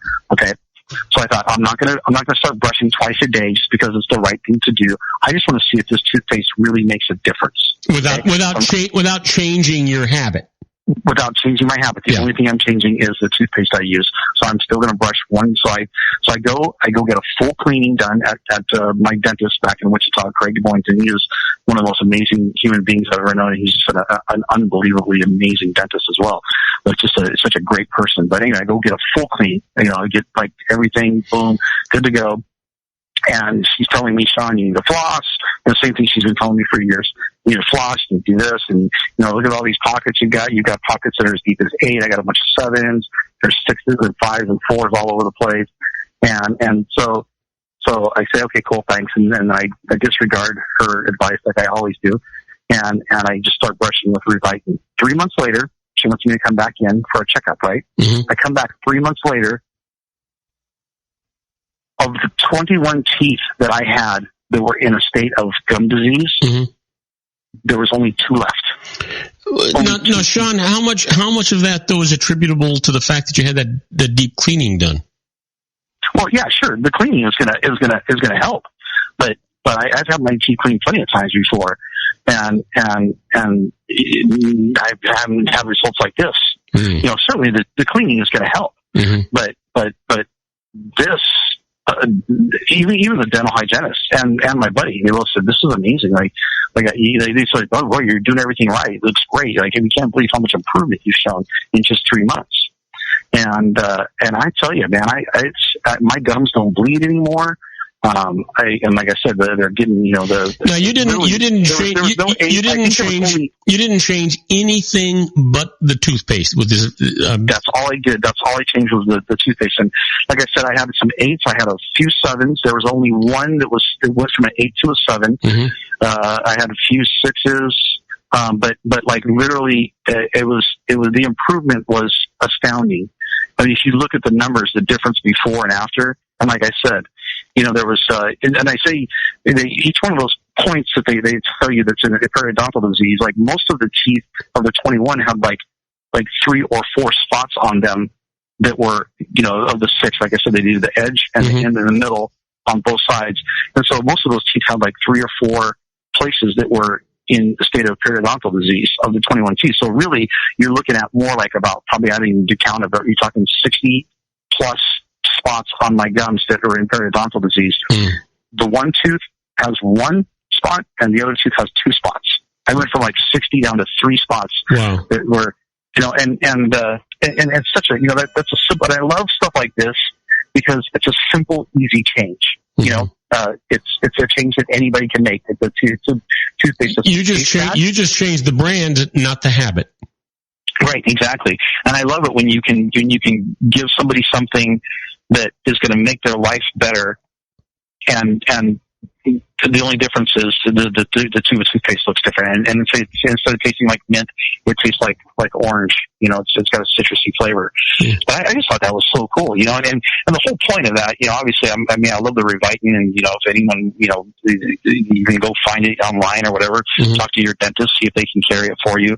It's not hard to get. And you can only get it. I believe you can only get it through a physician. Now that I say you can get it online, I'm not sure if you can.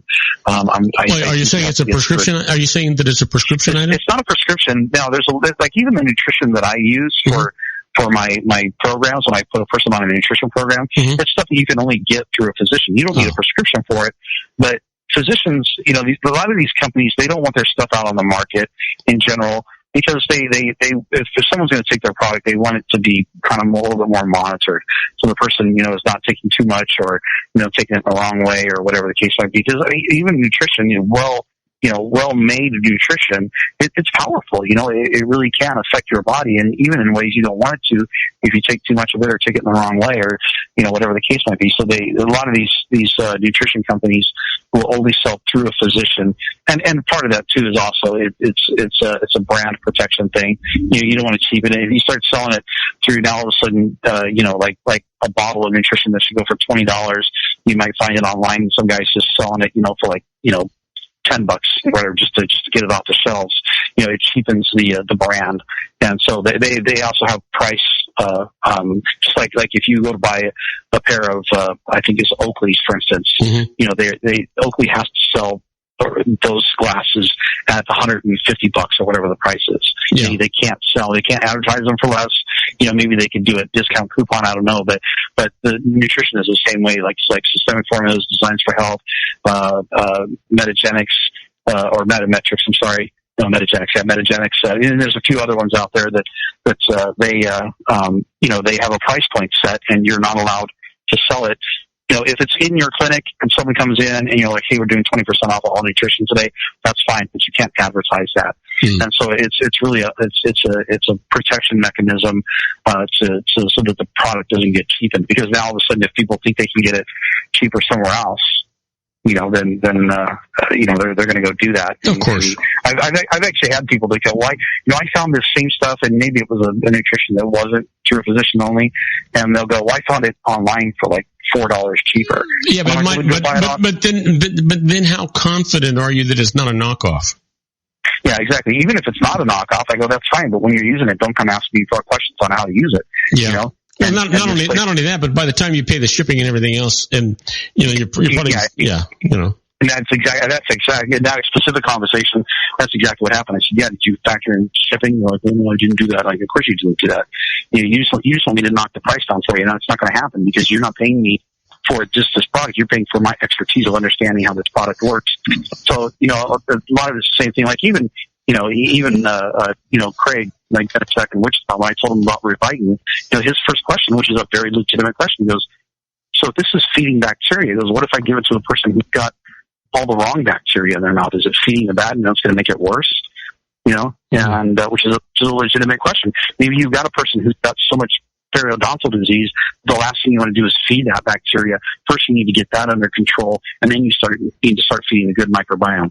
And so things like that. It's just there's a potential for people to screw themselves up, even with something as simple as. Sean, do me a favor. Define microbiome. Okay, so micro, of course, being tiny, and we're talking like bugs, but your microbiome is the makeup of the living organisms that live within the natural. Is that like natural bacteria? Yeah, the natural bacteria, virus, enzymes, whatever. But yeah, so primarily you're looking at bacteria and virus. But the ones like, your mouth has its own oral microbiome. You have your gut microbiome in your digestive system. Your skin has a microbiome. Women have a vaginal microbiome. Matter of fact, that vaginal microbiome, I was talking to somebody about this the other day about, when a baby's born, it gets coated in its mom's vaginal microbiome, and all those bacteria that are important for health get into the baby, gets on the skin, get into its mouth and nose and stuff, and that's its first real exposure to the outside world of, to the bacteria that are going to keep it healthy or make it sick. And so the mom needs to have a healthy microbiome, vaginal microbiome. Well, even if she's got that, but she goes and she has a cesarean section, you're bypassing that whole step, and they're finding that kids who are born cesarean section aren't getting that initial exposure to their mom's microbiome, that they're actually having more health problems. And so let me back you off a little bit. So what you're saying is that the natural childbirth, as opposed to cesarean section, creates the beginning of a what's the word I want to use? The body's ability to resist foreign bacteria. Right. Exactly. It's immunization. Yeah. It's the beginning of its immunization process. It is exactly what it is. It is your initial immunization process. Because when you get a bad bacteria, and the good bacteria fight against it just as much as anything else. So that's why we call like if you have an overgrowth, like they call it a gut dysbiosis, they call it, is when you get an overgrowth of the bad bacteria because of things you've been doing. Maybe you've been eating the wrong foods, or you've been taking antibiotics that have killed all the good bacteria, and now you get an overgrowth. Or women will get they'll take antibiotics, and all of a sudden they'll get a yeast infection, because there's a bad bacterial overgrowth. And so we need to keep that microbiome in check. And actually, when in more natural places, other parts of the world for sure, and I think the United States is starting to catch up to this, what they're realizing is the best thing to do on a cesarean section is to actually swab the mom in her vaginal canal, and then actually swab inside the baby's mouth with that. And it sounds kind of gross when you say it that way, but it's actually, that's introducing that microbiome. You kind of put it on the baby's lips. I don't want to stick it like in his mouth, but you put it on the lips and kind of introduce it to the body of the baby. Is that it's that important that we transfer that. So the microbiome is just all those living organisms that exist in and outside of our body that help us maintain. You would die without your microbiome. I mean, you wouldn't be able to fight off anything. You wouldn't be able to digest food. There's a ton of things that you couldn't do if you didn't have a healthy microbiome.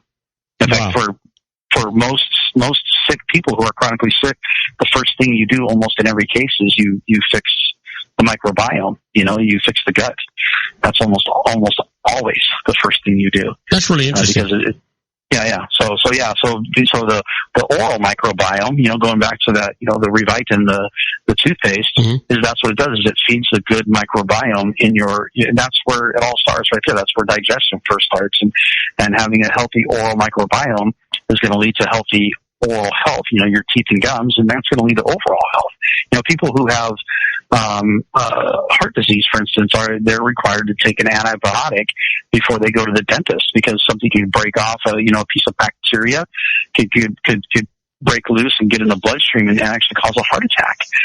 That's how important our oral health really is it needs to have good there's a huge, massive connection between oral health and heart health. It's huge. Wow. And there's actually a very strong connection between, they're starting to discover the connection between the number of root canals a person gets and their cases of cancer. Really? There's a direct correlation between root canals and cancer? Yeah, because of the chronic state of inflammation. Root canals, and most root canals leave, because they always leave behind dead tissue. Mm-hmm. And if it's not done 100% perfectly, there's going to be something in there that's going to fester. It's going to create a chronic low-level infection, and you're going to constantly be releasing these bacteria. And they're saying that, one of the causes now they're discovering of cancer is root canals that were improperly the procedure was improperly done. Hey, listen, my friend, we are out of time. I am looking so forward to seeing you on Thursday. I know we're going to have a fun time. We're going to have a great time. I look forward to seeing you around noon, I hope. Yep. Yeah, I'll be getting some jambalaya. All right, you got it, my friend. Stay safe, stay happy, keep everybody around you happy, and man, I'm really looking forward to Thursday. Me too, Robert. I'll see you then. Thanks for everything. It was a great time today. Thank you. And the rest of you folks, stay tuned, because when we come back, we're going to be doing the birthdays for the day, the secret daily teaching for your life, the Harvard business tip of the day, and interesting but useless facts. And then we're going to follow that up with our tribute to the late, great Paul Harvey and the rest of the story. Today's story, The Light Show. You're not going to want to miss it. We'll be right back. Don't go away, folks. If you want to increase your client base and sales, then consider this, the Relationship Building Network at RBN. Given the current economic conditions and challenges, we all need to work smarter, make smarter decisions, invest our hard-earned dollars where it'll yield the best return for our investment. Many business professionals claim that the most effective networking group in Orange County is RBN. No other networking group or organization can offer what RBN offers. Make every year your best year. Join RBN and start reaping the benefits today. Nearly 3,000 businesses have joined RBN and experienced those benefits. Why join RBN? It's one group. It's one membership. It's no renewals. It's all through Orange County. RBN is a freestyle networking group. No mandatory attendance, no restrictions, no rules, and no penalties. Call them at 949-830-5776 or go to their website at rbninfo.com. That's 949-830-5776. If you've ever dreamed of having your own business to make your life secure, Water's Edge Wineries might be just the ticket. In 2004, their founder, Ken Lineberger, created the first winery franchise in California. It was a new concept with all of the functionality of a traditional winery, but without the vineyards. They purchased high-quality grape must from one of the largest winemaking companies in the world. Then they craft each wine carefully and bottle it right at their location. The winery was built to satisfy consumer demand for wine by the bottle and by the glass, but still kept the element of allowing customers to bottle their own custom vintage. Now, they're opening urban wineries across the United States under the brand Water's Edge Wineries. If you've ever dreamed of owning your own winery, it may be in reach right now through Water's Edge Wineries. Just give them a call at 909-468-9463, extension 700. That's Water's Edge Wineries, 909-468-9463. Have you ever found yourself caught between a rock and a hard place? The law offices of Blomberg, Benson & Garrett might be just the answer for you. The attorneys of Blomberg, Benson & Garrett have been serving the Inland Empire since 1989. They're dedicated to the aggressive litigation of civil, criminal, and real estate matters. Over the years, they have recovered tens of millions of dollars for their clients.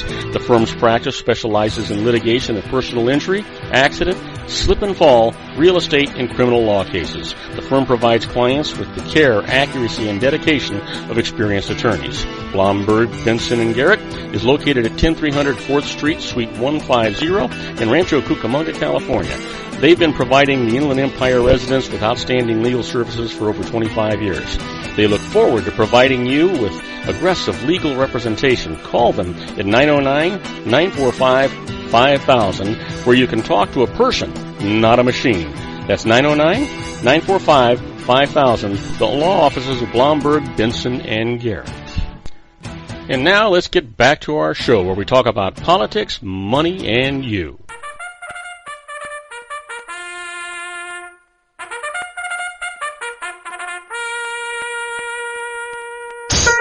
And I am Robert Cardoza. You're listening to Robert Cardoza live on the street at the intersection of business and politics. We're at 4:43 p.m. Pacific time. It's 66 degrees here in the heart of the Inland Empire in sunny Southern California. If you're listening to us on our globally syndicated network and you're in London, England, well, it's 45 degrees. It is mostly cloudy. And if you're in Vienna, Austria, it's 43 degrees and it is clear. But right now, I want to talk to you about the Harvard Business Tip of the Day. And the management tip today is marketers need a defined social media strategy. Yes, sir. Investing time and resources in a social media strategy is only a smart move if you have a well-defined approach. Too many marketers make the mistake of trying to talk to everyone in every social channel, which makes it impossible to define the right voice, content, and measure of success. A better method is to narrowly identify whom you want to listen to and communicate with. Are you targeting millennials entering the workforce, dads with young children, or senior executives nearing retirement? What are they doing on social media, and where are they doing it? What are consumers saying about your brand, products, services, and competitors? Start with simple Google searches on your brand name, analytics tools within social networks, and secondary research sources such as Pew Research and Edison Research to identify larger trends in social media use. This information will set you on the right path to defining a targeted strategy. Always good advice from the folks at the Harvard Business School. Well, let's talk about a positive mental attitude. Yes, sir, it's the secret daily teaching for your life. You decide if you're going to be happy, sad, rich, poor, a success, or a failure. You decide if people around you are going to do well. You do it every morning when you get up and you look in the mirror and you say, wow, I'm going to have a special, fantastic, productive, profitable day today, and I'm going to take everybody along with me. Well, the teaching for today is to master yourself, to master your thoughts. You do not have to control your thoughts. If you try to control your thoughts, you'll attract having to control your thoughts. If negative thoughts come, don't resist them. Just let them be.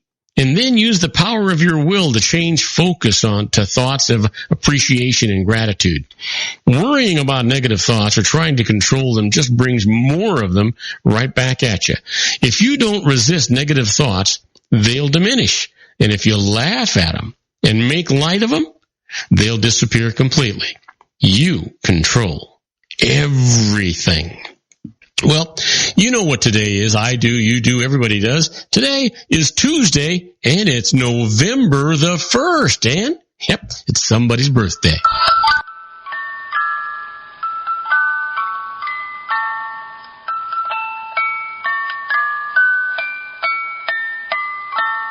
Yes, sir. And we've got some terrific birthdays today. So you know what? We might as well just get right to them. And right off the top, here is a fellow who was born in 1957, a singer-songwriter whose most recent album was released, where it debuted and peaked at number 2 on the charts. Happy birthday, Lyle Lovett. You know, one time was married to Julia Roberts. Give that a thought. Wow. Anyway, here's somebody born in 1972, an actress who became an activist promoting scientifically unsupported claims that vaccines cause autism. Boy, I'm glad I'm doing this now instead of on Thursday because Sean would be all over me. Happy birthday, Jenny McCarthy.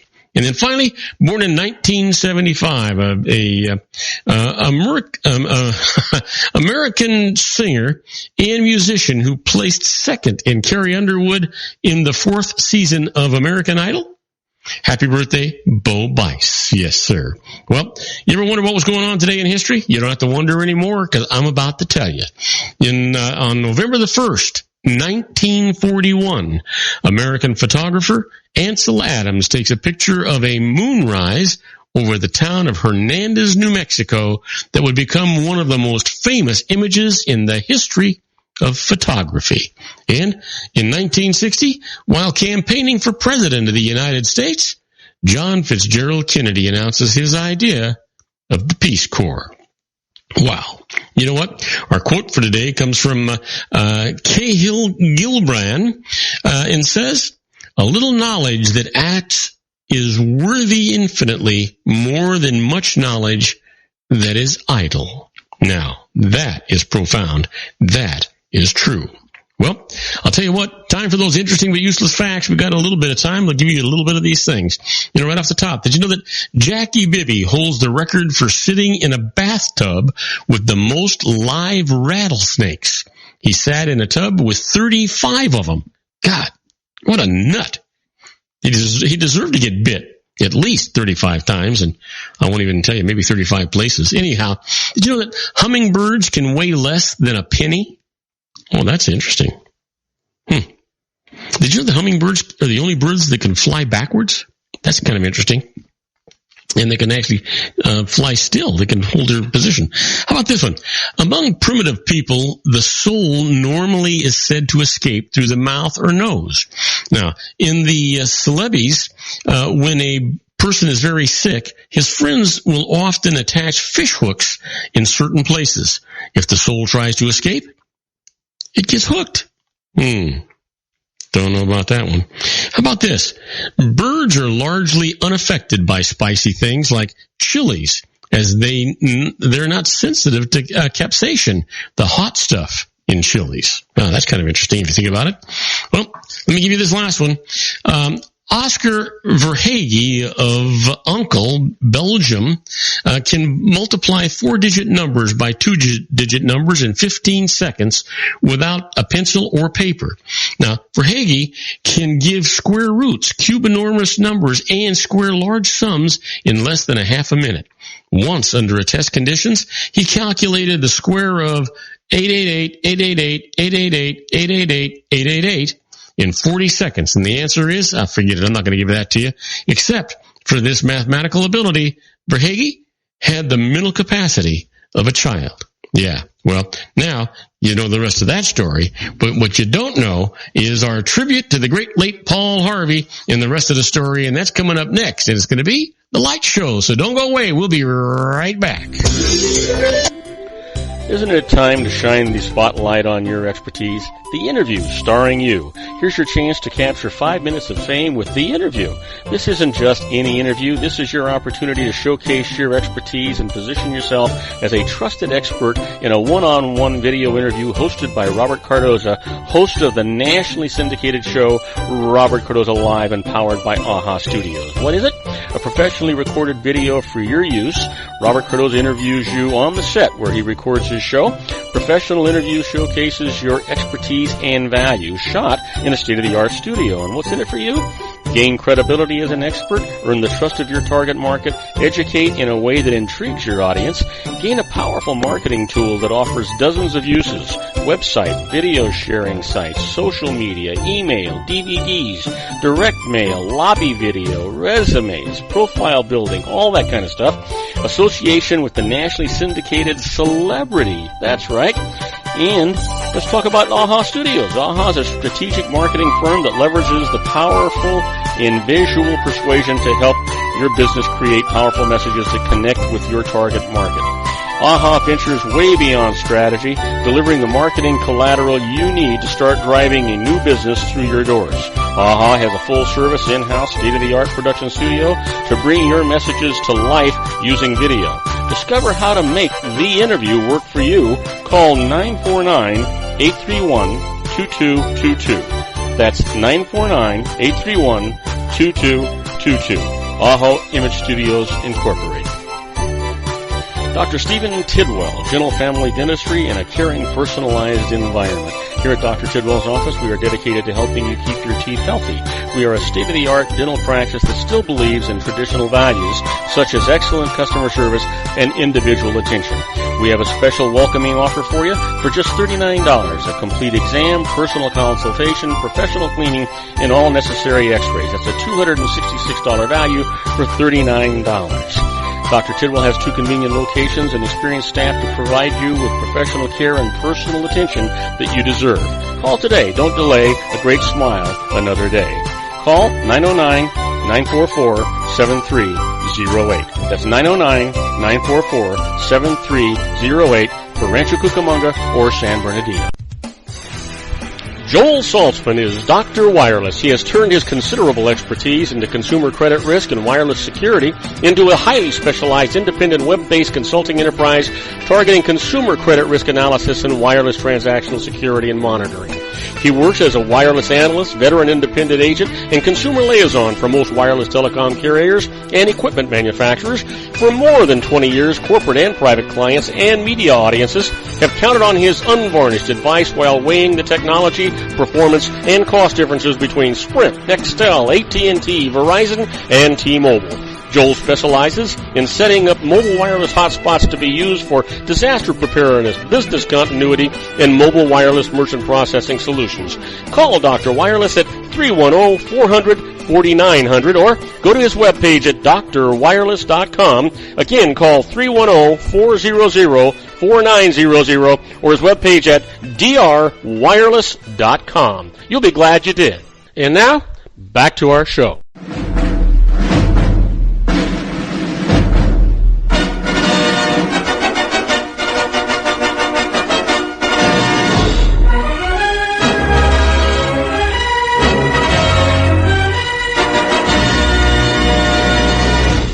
And I am Robert Cardoza. You're listening to Robert Cardoza live on the street at the intersection of business and politics. And it's time for our tribute to the late, great Paul Harvey and the rest of the story. You know, the American Broadcasting Company calls him the biggest voice in America. He's Paul Harvey, and each week millions of listeners, viewers, and readers were awaiting his unraveling of the mysteries of events in the lives of people past and present.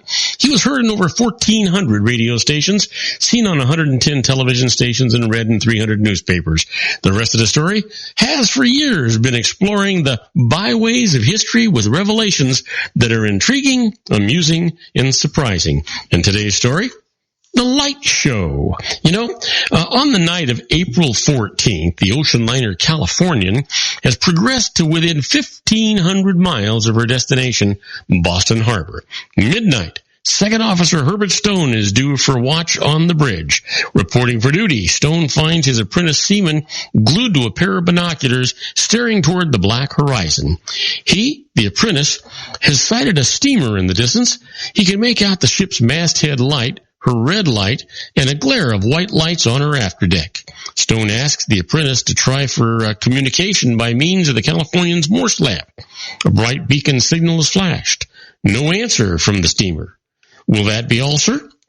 Stone nods. The apprentice leaves to make record in the patent log. Now, Second Officer Stone is alone on the bridge, glancing idly over the water. A white flash catches his eye, a white flash of light in the direction of the distant steamer. Stone scratches his head, picks up the binoculars. 4 more white flashes, like skyrockets bursting in the heavens. Stone notifies the ship's captain. Over the voice pipe, the captain asks if the flashes appear to be company signals. Stone cannot say for sure. The captain then requests further communication attempt through the Morse lamp.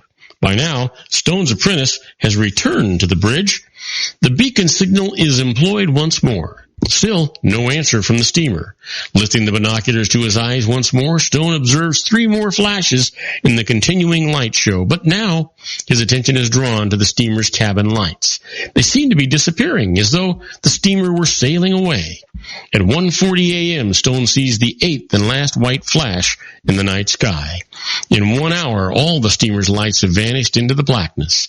It is not until 4 a.m. that anyone on board the liner Californian learns the rest of the story. Neither the captain nor the second officer aboard the Californian had interpreted the white skyrocket flashes as cause for alarm. It was a matter of coincidence that they had been seen in the first place. For earlier that night, the night of April 14th, the Californian had reversed engines and parked as a precautionary measure, halted in her course by an immense field of oceanic ice. That unscheduled stop in the middle of the sea had provided the Californian a ringside seat for an unimaginable drama. The distant steamer had intended those rocket flares as distress signals, and the Californian, only 9 miles away, might have rushed to her aid. Except for one thing, the steamer was sending other distress calls by radio, and the Californian was well within range of those messages, but her radio operator was asleep. The Californian's fledgling radio operator, fresh from training school, was fast asleep in his cabin. In that night, the ship's second officer, from his vantage point on the bridge, unwittingly watched the sinking of the Titanic. And now you know the rest of the story. Well, on my next show, I'm going to be talking about the biggest tax mistakes that seniors are making today, and I'm also going to be answering your emails. I do that once a week. And then Joel Saltzman, our own Dr. Wireless, is going to be here talking about new wireless technology news. And then I'll continue our tribute to the late, great Paul Harvey and the rest of the story. Tomorrow's story is going to be Excuses, Excuses. You're not going to want to miss it. Please tell all your friends about our show here on the RLC Broadcasting Network. That's our show for today. Beginning today, treat everyone you meet as if they were going to be dead by midnight. Extend them all the care, kindness, and understanding that you can muster. Your life will never be the same again. So many of our dreams at first seem impossible, then they seem improbable, and then when we summon the will, they soon become inevitable. You know, the real secret of happiness is to make others believe that they're the cause of it. Robert Cardoza Live is brought to you by blogtalkradio.com every Monday through Friday from 4 p.m. to 6 p.m. Pacific Time. Now, go out and make it a great day. Your host has been Robert Cardoza, the technical advisor, Matchstick Digital, and your executive producer, also Robert Cardoza.